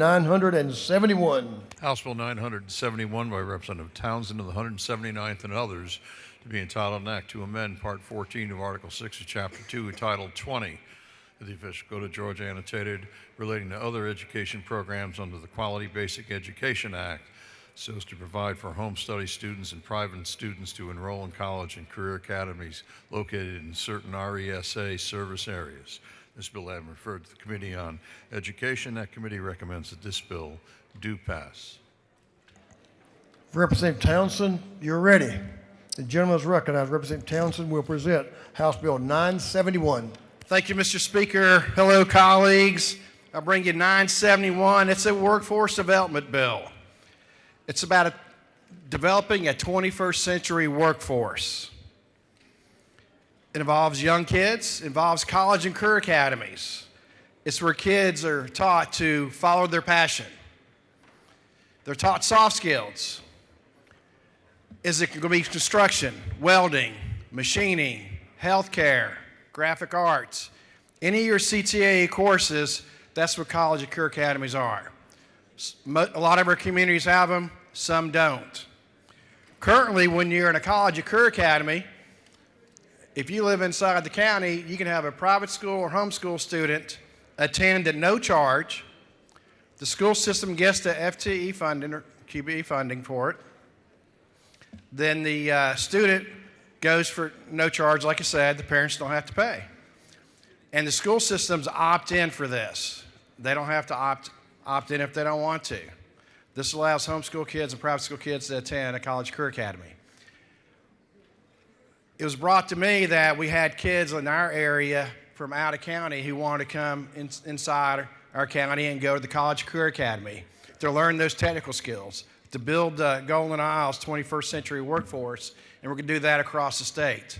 So this bill allows private school kids, homeschool kids, to attend a college career academy in a neighboring county, or if you're in their RESA.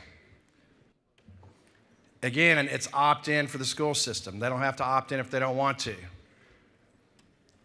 Mr. Speaker, that's the bill. I'll be glad to take any questions. You did an excellent job of explaining the bill because even I understand it and you don't have any questions. Thank you, Mr. Speaker. I yield the well. Gentleman has yielded the well.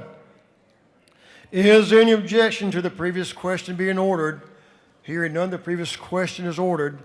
Is there any objection to agreeing to the report of the committee, which was favorable to the passage of the bill? Hearing none, the report of the committee is agreed to. Shall this bill now pass? All in favor of the passage of the bill will vote yes. All those opposed will vote no. And Mr. Clerk will unlock the machine.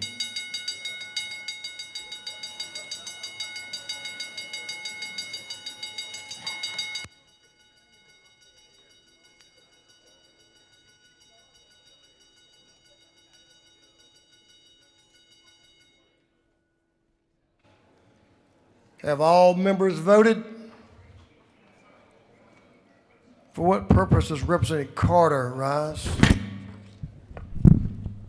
Parliamentary inquiry. State your inquiry. Is it not true that this is a great opportunity for workforce development for students that are in homeschool or private school, but it also opens the door for an opportunity for students that are in our public schools to also participate in a CATE course in an adjoining school district? Is that not also true? Absolutely, if the schools opt in. I think y'all did great work on this bill, you and the representative that presented the bill. So I think y'all got it worked out. You and Representative Townsend on to something here. So all members voted. All members voted. Thank you for the inquiry, by the way. If so, Mr. Clerk, will you lock the machine? On the passage of House Bill 971, the yeas are 164, the nays are 0. This bill, having received the requisite constitutional majority, is therefore passed. Mr. Clerk, will you read the caption of House Bill 310-310? House Bill 310 by Representative Valalier, the 59th, and others, to be entitled an act to amend Part 9 of Article 6 of Chapter 2 of Title 20 of the Official Code of Georgia annotated relating to grants for educational programs so as to establish a program to support recruitment of teachers by providing grant funds to be paid by public schools to student teachers participating in the required student teaching component. This bill having referred to the Committee on Education, that committee recommends that this bill do pass by committee substitute. Thank you, Mr. Clerk. Representative Phil Ollier is recognized to present the bill. Representative Ollier. Well, thank you, Mr. Speaker, and good afternoon again, colleagues. I bring before you House Bill 310, which creates a pilot program for 500 Pell-eligible student teachers, providing a grant up to $5,000 during their unpaid student teaching semester and an additional $2,500 grant if they go on to teach in a Georgia public school. We currently have more than 5,000 teacher vacancies statewide. So this is a real and persistent issue. And behind every vacancy are dozens of children without a prepared and supported educator. And so imagine being a talented college senior in a Georgia classroom for your semester-long student teaching residency, working before sunrise, planning lessons well into the night, all unpaid. And in today's economy, that means, especially for those working students like I was, you're having to take on a second and a third job just to survive. And too often something has to give, and for some, it's your dream to become a teacher. And so we know that completing student teaching both drives readiness and long-term retention. And if we want teachers who are prepared and who stay in our classrooms, we've got to lower barriers that keep them from getting there in the first place. HB 310 does that. It strengthens our teacher pipeline and invests in future educators and in the students they will ultimately serve. That's the bill, Mr. Speaker, and I'm happy to yield for any questions. You have no questions, so you did an excellent job, and you have Sounds great good. policy, so thank you for bringing it. You do have a question now. I knew if I talked long enough, you'd get one. Representative Neal, to your left, is recognized for a question. Does the gentleman yield? I do. Is it not true that this is your first bill? That is true. Is it true that you laid out that dapper suit you have on, like the first day of school, in preparation for your first bill? Well, apparently feel good, present good. So that was the mindset. Thank you. So you saying I should call him Dapper Dan? Is that what you're saying? Yeah, I can do that. Representative Wade, Will Wade, to your right in the back right-hand corner is recognized. Does the gentleman yield? I do, to my friend up in North Georgia. Thank you, North Georgia, God's country.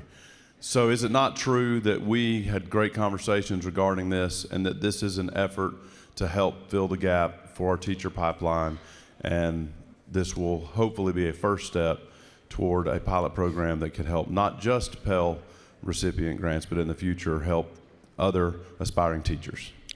That is correct, and the gentleman knows of what he speaks, and I appreciate your support. How about recognizing Chairman Irwin for a question? He knows a little bit about this subject. Gentleman, yield to Chairman Irwin. Thank you, Mr. Speaker. Does the gentleman yield? I do. First of all, is it not true, Representative, that we currently have over 5,000 certified teacher vacancies in our schools? That is correct. Thank you for this bill and the effort to try to fill those vacancies. Thank you for your support. Representative Reese, back in the left-hand corner, is recognized for a question. Thank you, Mr. Speaker. Does the gentleman yield? Reluctantly, I do. You don't have to yield if you don't want to. He got to come back and sit beside me. He better yield.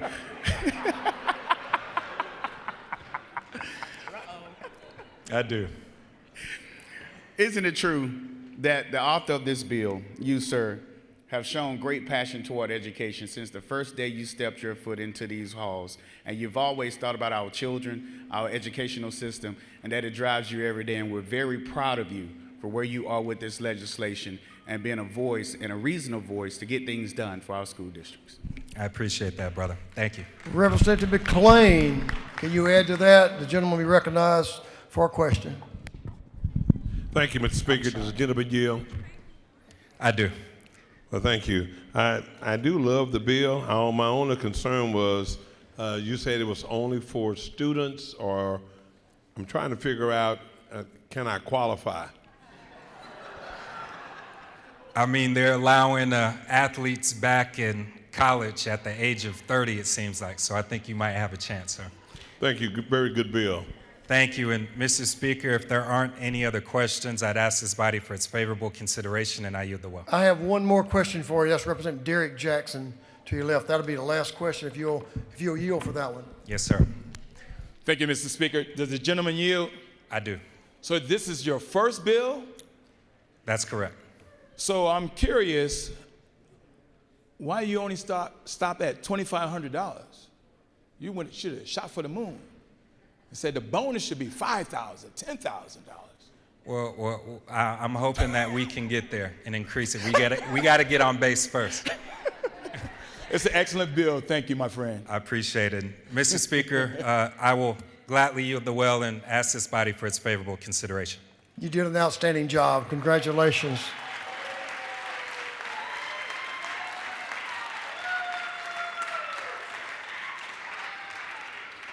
We'll see how the board does. I mean, you know, every time, even though you get applause, a lot of red votes go up. So let's see.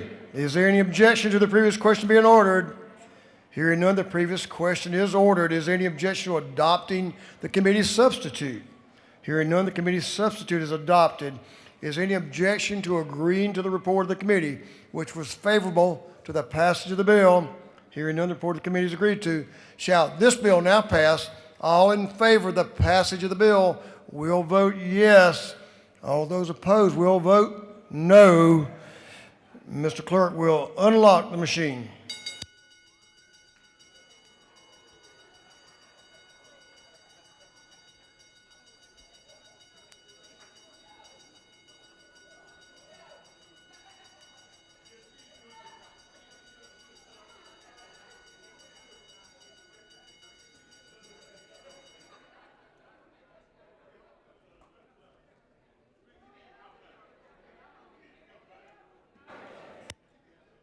All members voted.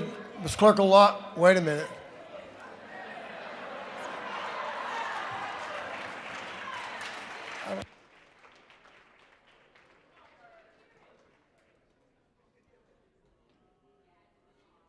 All members voted. For what purpose does Representative Berry rise? Parliamentary inquiry, Mr. Speaker. State your inquiry. Is it not true that my first job as legislator was an intern for Representative Lallier? So technically this is my first bill as well?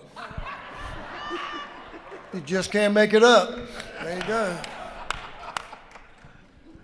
Good bill, good presentation. Have all members now voted? If so, Mr. Clerk will lock the machine.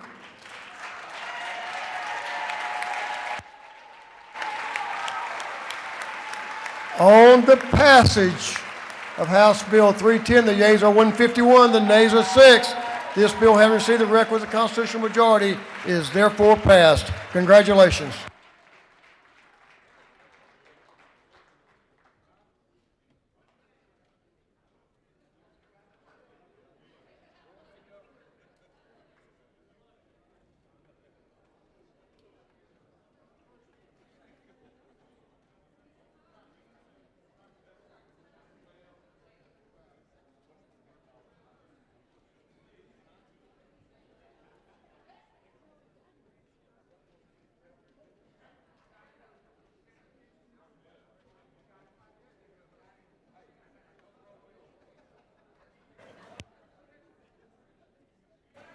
Mr. Clerk, will you read the caption to House Bill 385? House Bill 385 by Representative Holcomb of the 101st and others to be entitled an act to amend Code Section 20-3-519.2 of the Official Code of Georgia Annotated relating to eligibility requirements for Hope Scholarship and award amount. This bill having referred to the Committee on Higher Education, that committee recommends that this bill do pass by committee substitute.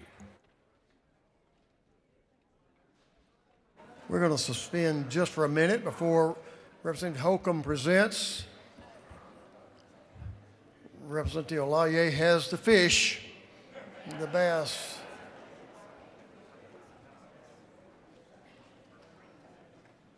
Good day in the neighborhood.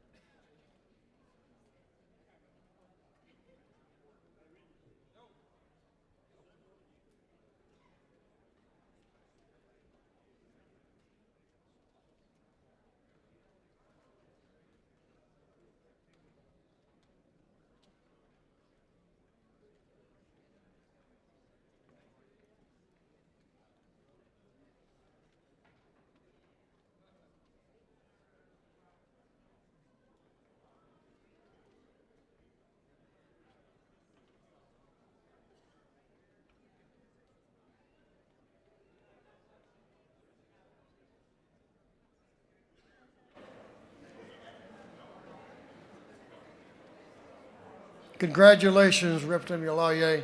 We're proud of you. Good job. Chair is going to recognize Representative Holcomb now to present House Bill 385. Give the gentleman the well your attention, please. Thank you, Mr. Speaker. Some days the stars just line up right. And it is an absolute privilege for a member to have a child page. It is an even greater privilege to have a child page while one gets to present a bill. My daughter Kirsten is in the back.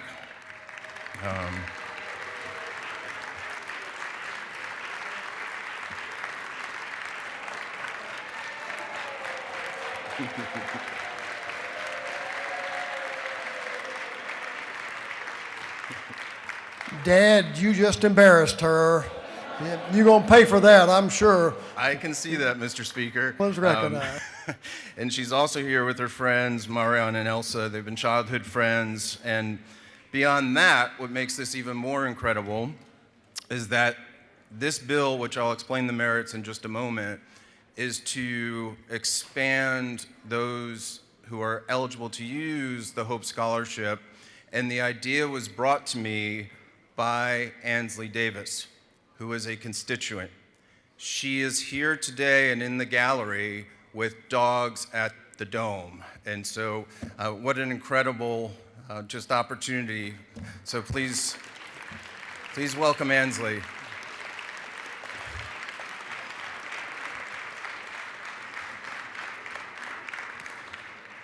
And I've enjoyed getting to know her parents, Michael and Lori, in this process. So Speaker Burns, Chairman Parrish, thank you so much for the courtesy you've shown by letting me present this bill today.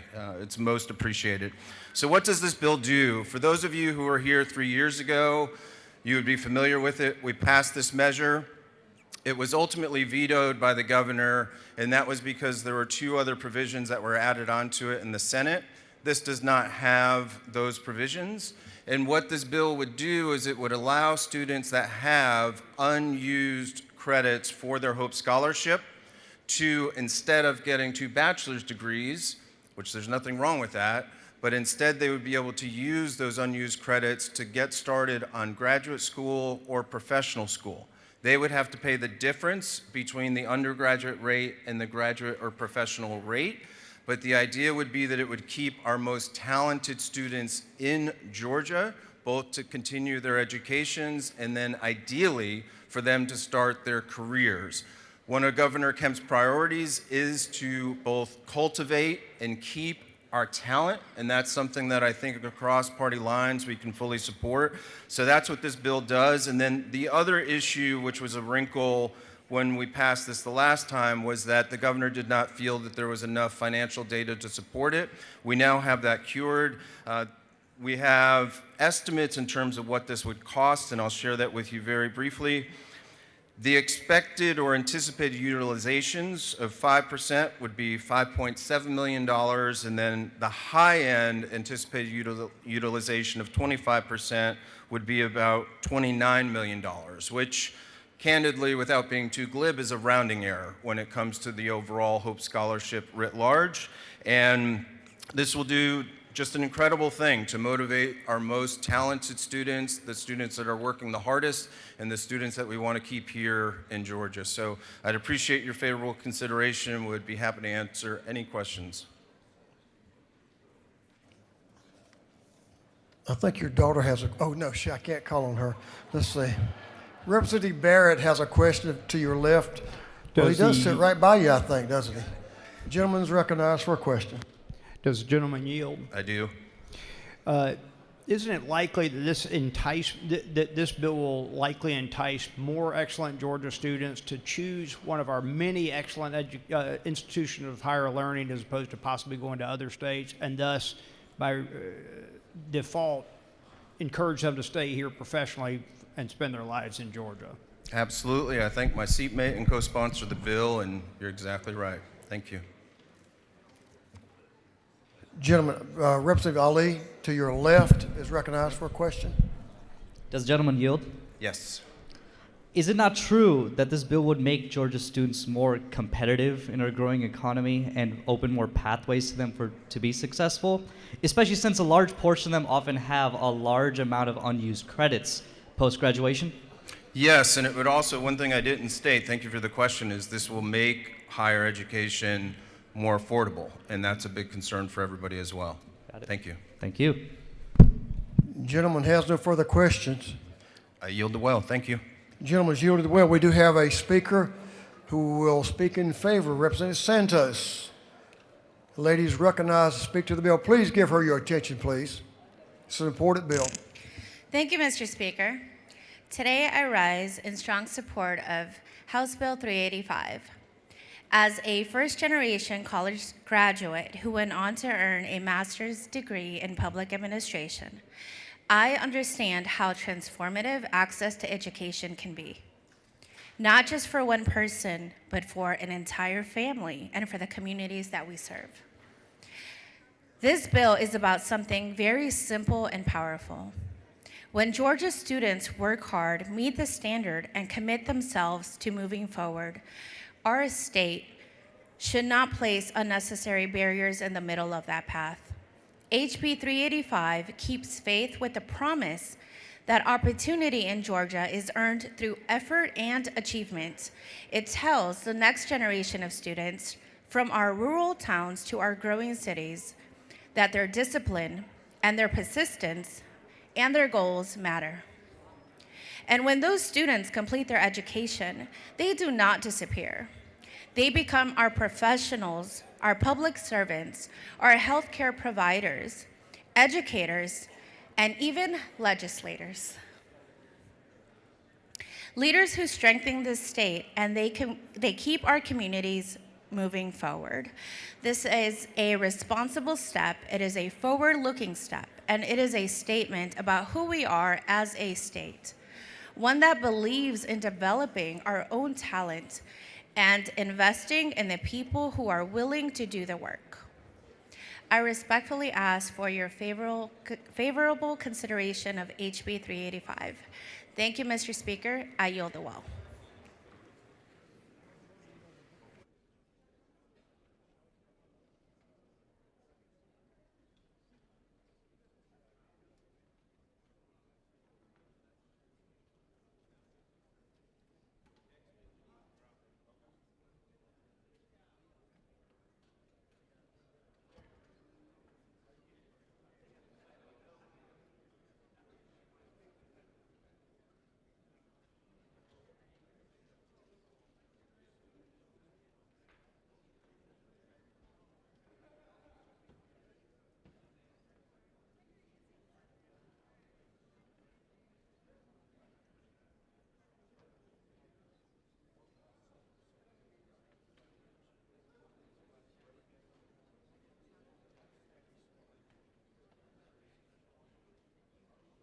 Is there any objection to the previous question order? The lady has yielded the well. The chair hears none. The previous question is ordered. Is there any objection to adopting the committee's substitute? Hearing none, the committee's substitute is adopted. Is there any objection to agreeing to the report of the committee, which was favorable to the passage of the bill? Hearing none, the report of the committee is agreed to. Shall this bill now pass? All in favor of the passage of the bill will vote yes. All those opposed will vote no. And Mr. Clerk will unlock the machine.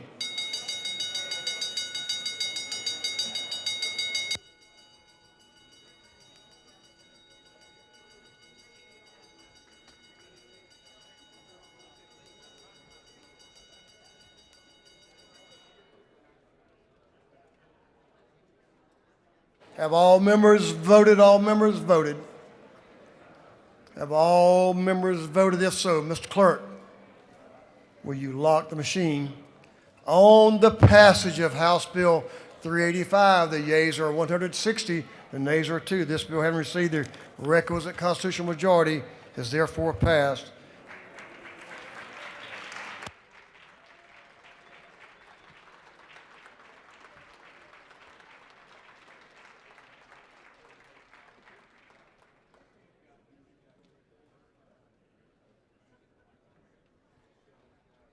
Members, that completes the rules calendar.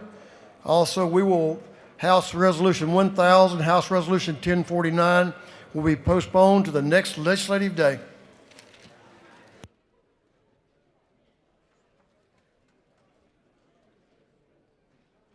For what purpose does Representative Townsend rise? Good afternoon, Mr. Speaker. I move that the rules be temporarily suspended so that a bill may be read for the first time and assigned to committee. I think that's your motion. The gentleman. That is a motion. That's it. That's the one you wanted to make. Mr. Clerk will read the caption. Unnumbered House Bill by Representative Townsend in the 179th and others to be entitled an act to amend Part 12 of Article 6 of Chapter 11 of Title 15 of the Official Code of Georgia annotated relating to disposition of delinquency in the Juvenile Code. On the gentleman's motion that the rules of this House be temporarily suspended so a bill can be read for the first time and assigned to committee, is there objection? Judiciary Juvenile.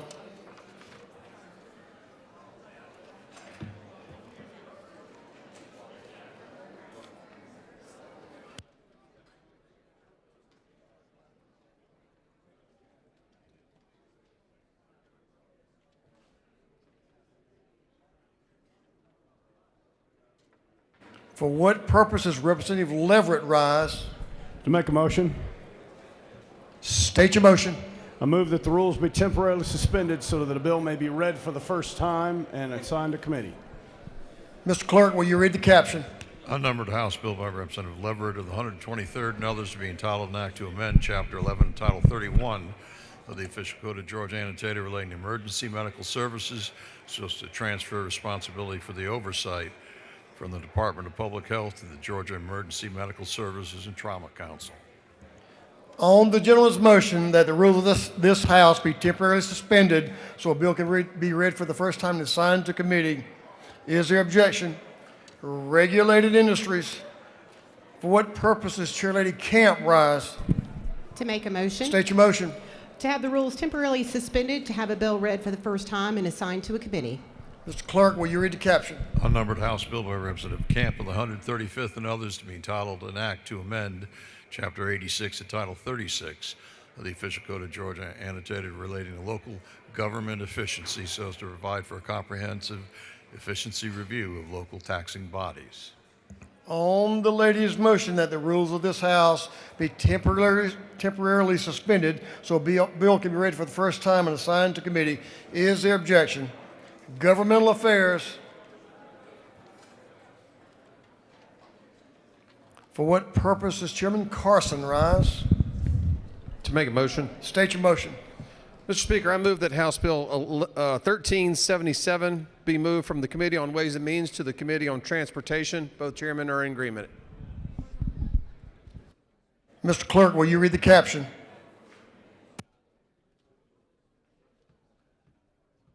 House Bill 1377 by Representative Carson of the 46th and others to be entitled an act to amend Article 5B of Chapter 8 of Title 48 of the Official Code of Georgia annotated relating to special districts for transit purposes, sales, and use tax. On the gentleman's motion that House Bill 1377 be withdrawn from the Ways and Means Committee and recommitted to Transportation Committee, is there objection? Hearing none, it is so ordered.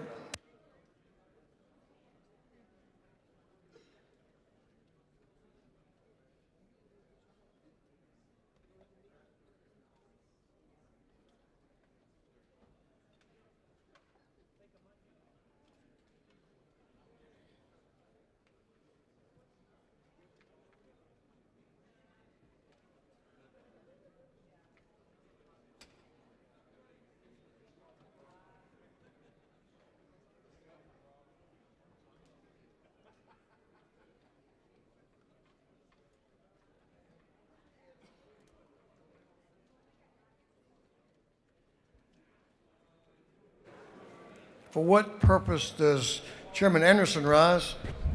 To make a motion. State your motion. I move the rules be temporarily suspended so a bill may be read and assigned. For the first time, yes, sir. Yes, sir. Mr. Clerk, will you read the caption? Unnumbered House Bill by Representative Anderson of the 10th to be entitled an act to amend Title 36 of the Official Code of Georgia annotated relating to local government so as to provide for comprehensive regulation of local government assets financing. On the gentleman's motion that the rules of this House be temporarily suspended so a bill can be read for the first time and assigned to committee, is there objection? Governmental Affairs.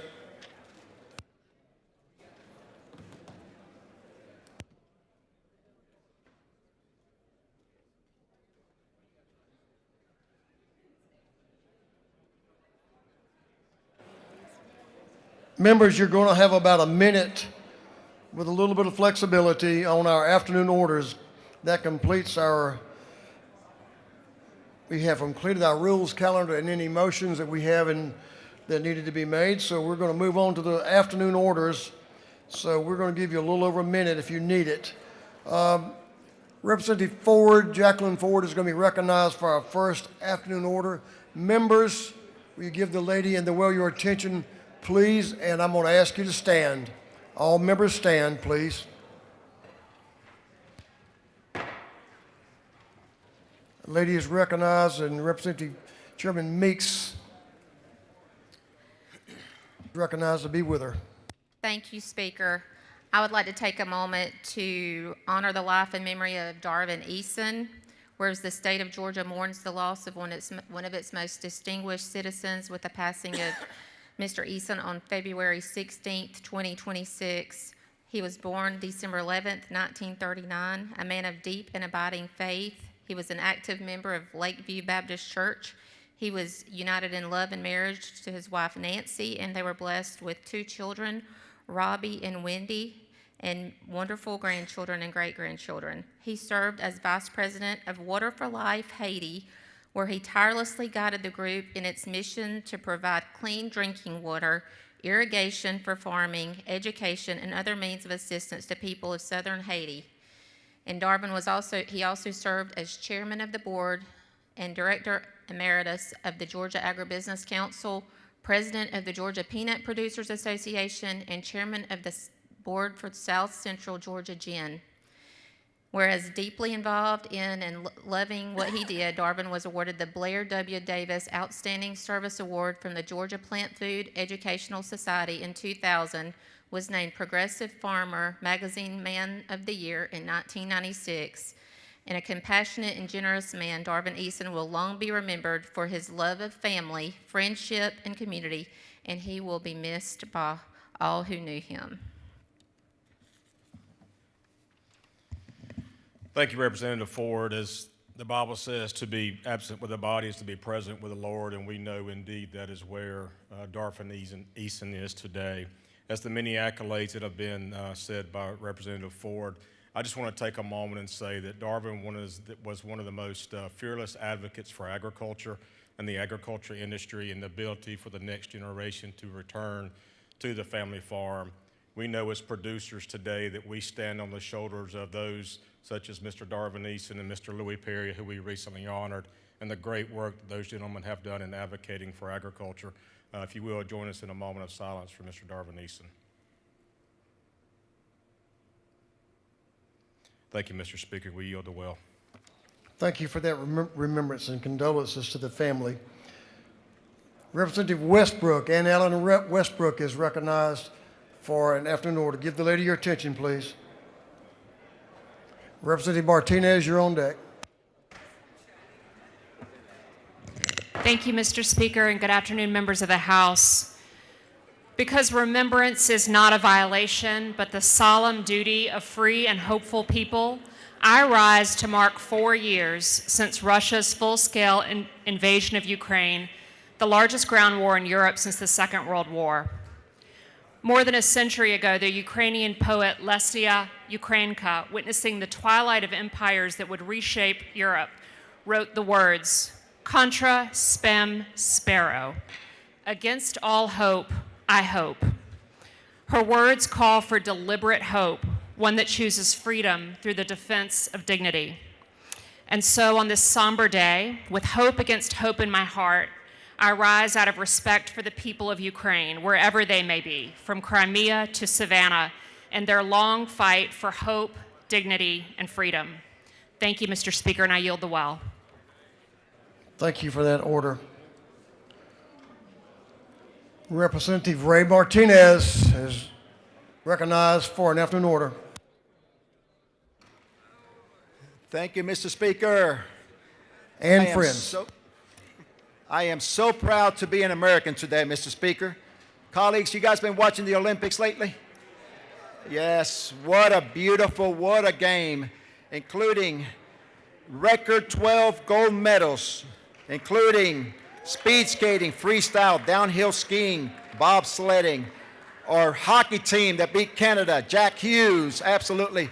Mr. Speaker and colleagues, but my personal story is a lady, Alicia Liu, American skater. Her dad fled communism. She came to this country and to earn a gold medal in skiing, in figure skating. So we're very proud of our American Olympics medals. Thank you, Mr. Speaker. I yield the well.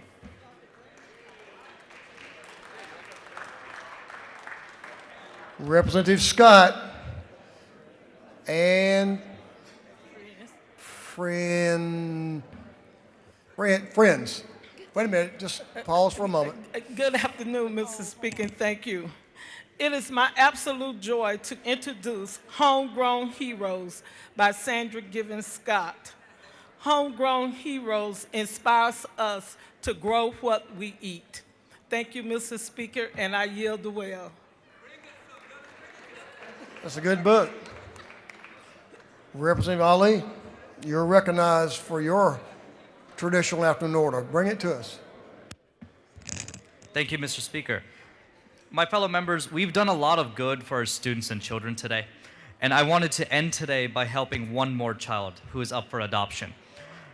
On the screen is Isaiah. Isaiah is a 16-year-old who is a comedic genius, Falcons fan, and a studious kid. He's looking to be adopted, and I'm encouraging this body to help one more child before we close out for the day and get Isaiah a family to call home. At itsmyturnnow.dhs.georgia.gov. Thank you so much, Mr. Speaker. I yield the floor. Thank you, Representative Ali. Chair Lady Taylor. Talk. Afternoon order. You'll talk about the coffee cart? Let's hear it. Ladies recognized. Thank you, Mr. Speaker. I'm very happy to share with all of y'all this afternoon something special tomorrow. Georgia Corps is going to have a coffee cart out in the street, on Mitchell Street, and between noon and 2 tomorrow. Stop by. It's still going to be cold. Get some coffee. They're doing this as part of a promotion about cancer, especially colon cancer. This is a way to get words out. They'll have a few words to speak with you, but you'll have a nice warm cup of coffee. Thank you, Mr. Speaker. I yield the well.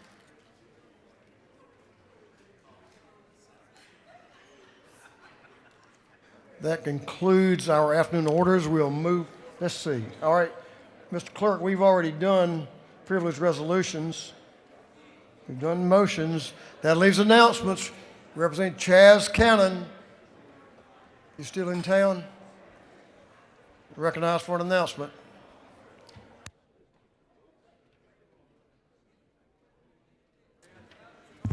Thank you, Mr. Speaker. Just a quick reminder, Range Day is today at the House Sportsman's Caucus event this afternoon at Freedom Shooting Center at 485 Bishop Street Northwest. Starts at 5 o'clock, runs through 7 o'clock. There'll be food, gun safety instruction, food, refreshment. It'll be a great time. Come out and support it. Thank you very much. Thanks, Mr. Speaker. Representative Cannon, we're going to move meetings back 30 minutes. Does that include that event, or is it still going to begin at 5? Yes, Mr. Speaker, from 5 to 7 is a block we have reserved for time at the range. Understood. Members, as you make your announcements, we will move all meetings and appointments back 30 minutes this afternoon. 30 minutes this afternoon. Representative Gardenia.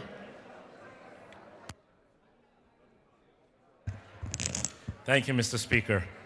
Today is Atlanta Caribbean Carnival Day at the Capitol in room 216. There is jerk chicken, curry chicken. No goat, man. No goat. Maybe oxtail, but you need to come down and see for Caribbean Day at the Capitol. They're also going to have costumes, so if you're interested in seeing the beautiful colors and taking pictures for the festivities coming up, come down to room 216. Pictures are at 4:15. Thank you. Come on down, have some chicken. No goat, just chicken. Representative Carter. Representative Doreen Carter. Thank you, sir. All right, y'all, it's the last week of February. We have had an amazing time celebrating Black history. And so we are gonna culminate the culture on Thursday. So please wear your African attire or whatever, Native attire, just be dressed. But come festive Thursday, and we'll celebrate Black history from the beginning of history. And then for those of you who plan to join us Friday evening at the Georgia Legislative Black Caucus Annual Gala, I hope you register, because we have shut down registration. So if you are a member and have not registered, please do it today or you will not have a seat. Thank you.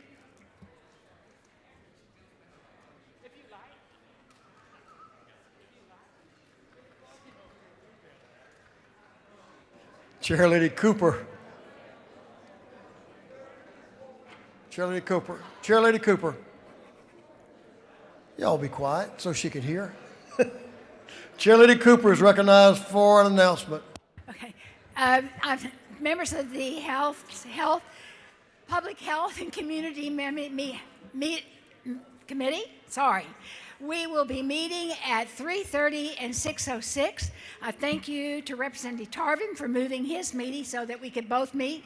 But we will meet at 3:30 in room 606. Please be there. We have some bills on the committee that are really important. Thank you. I agree with you, Chairlady Cooper. Chairman Tarvin is a consummate gentleman. Well, let's see what he's got to say about that.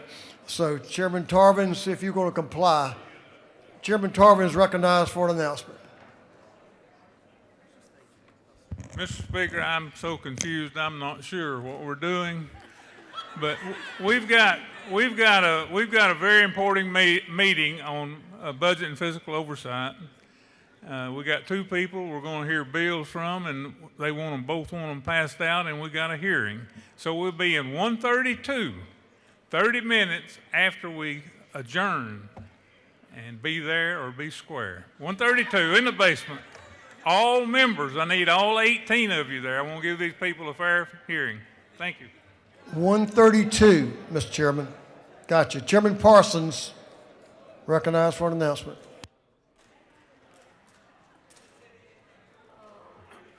Thank you. Thank you, Speaker. Energy, Utilities, and Telecommunications, which is scheduled for 3 today, will now be at 3:30 in room 403 here in the Capitol. I think there might be another meeting in there before us, but as of right now, as far as I know, it would be at 3:30.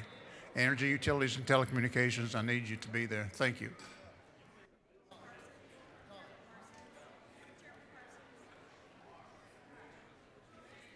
Representative Gamble, recognized for an announcement. Thank you, Speaker. Tomorrow morning at 7 a.m., the fellowship will meet, and Chairman Brian Prince will share in the morning. And I know I haven't seen some of y'all in there lately. It's not too late to show up tomorrow. It's going to be in Judiciary. You need the practice or the prayer. I think we need both. So y'all show up for fellowship in the morning, 7 a.m. Chairman Montahan is recognized for an announcement. Thank you, Mr. Speaker. We have the Code Revision Committee upon adjournment. We got one bill, so if you're on the committee, please stop by. Thank you. Chairman Carson. You weren't doing Gamble as well. Thank you, Mr. Speaker. House Retirement Committee will be meeting upon adjournment. We have 3 bills to take up. House Retirement Committee. Once we are done in 406 CLOB, we're going to go straight into a joint retirement committee hearing with the Senate Retirement Committee. Thank you. Chairman Bonner, recognized for an announcement. Defense and Veteran Affairs Committee at 4 p.m. in CLOB 506. Thank you.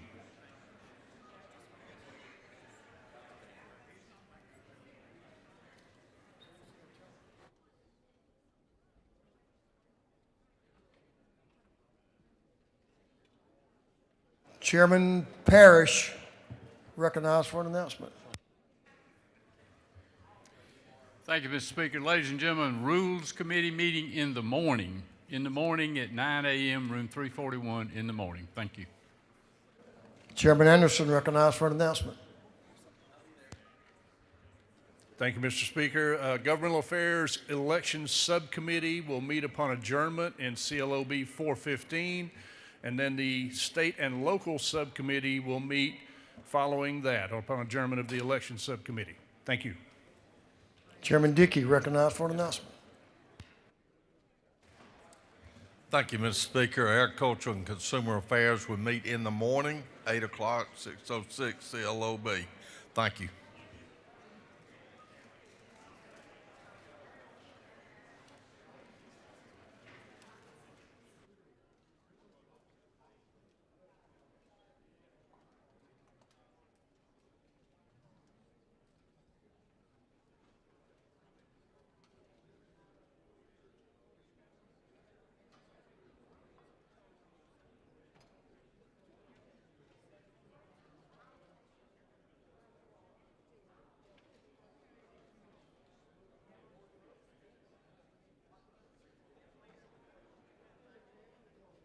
One correction, or adjustment, I should say. Representative Parsons, Chairman Parsons is recognized. So if you're on his committee, you need to listen up. Chairman Parsons.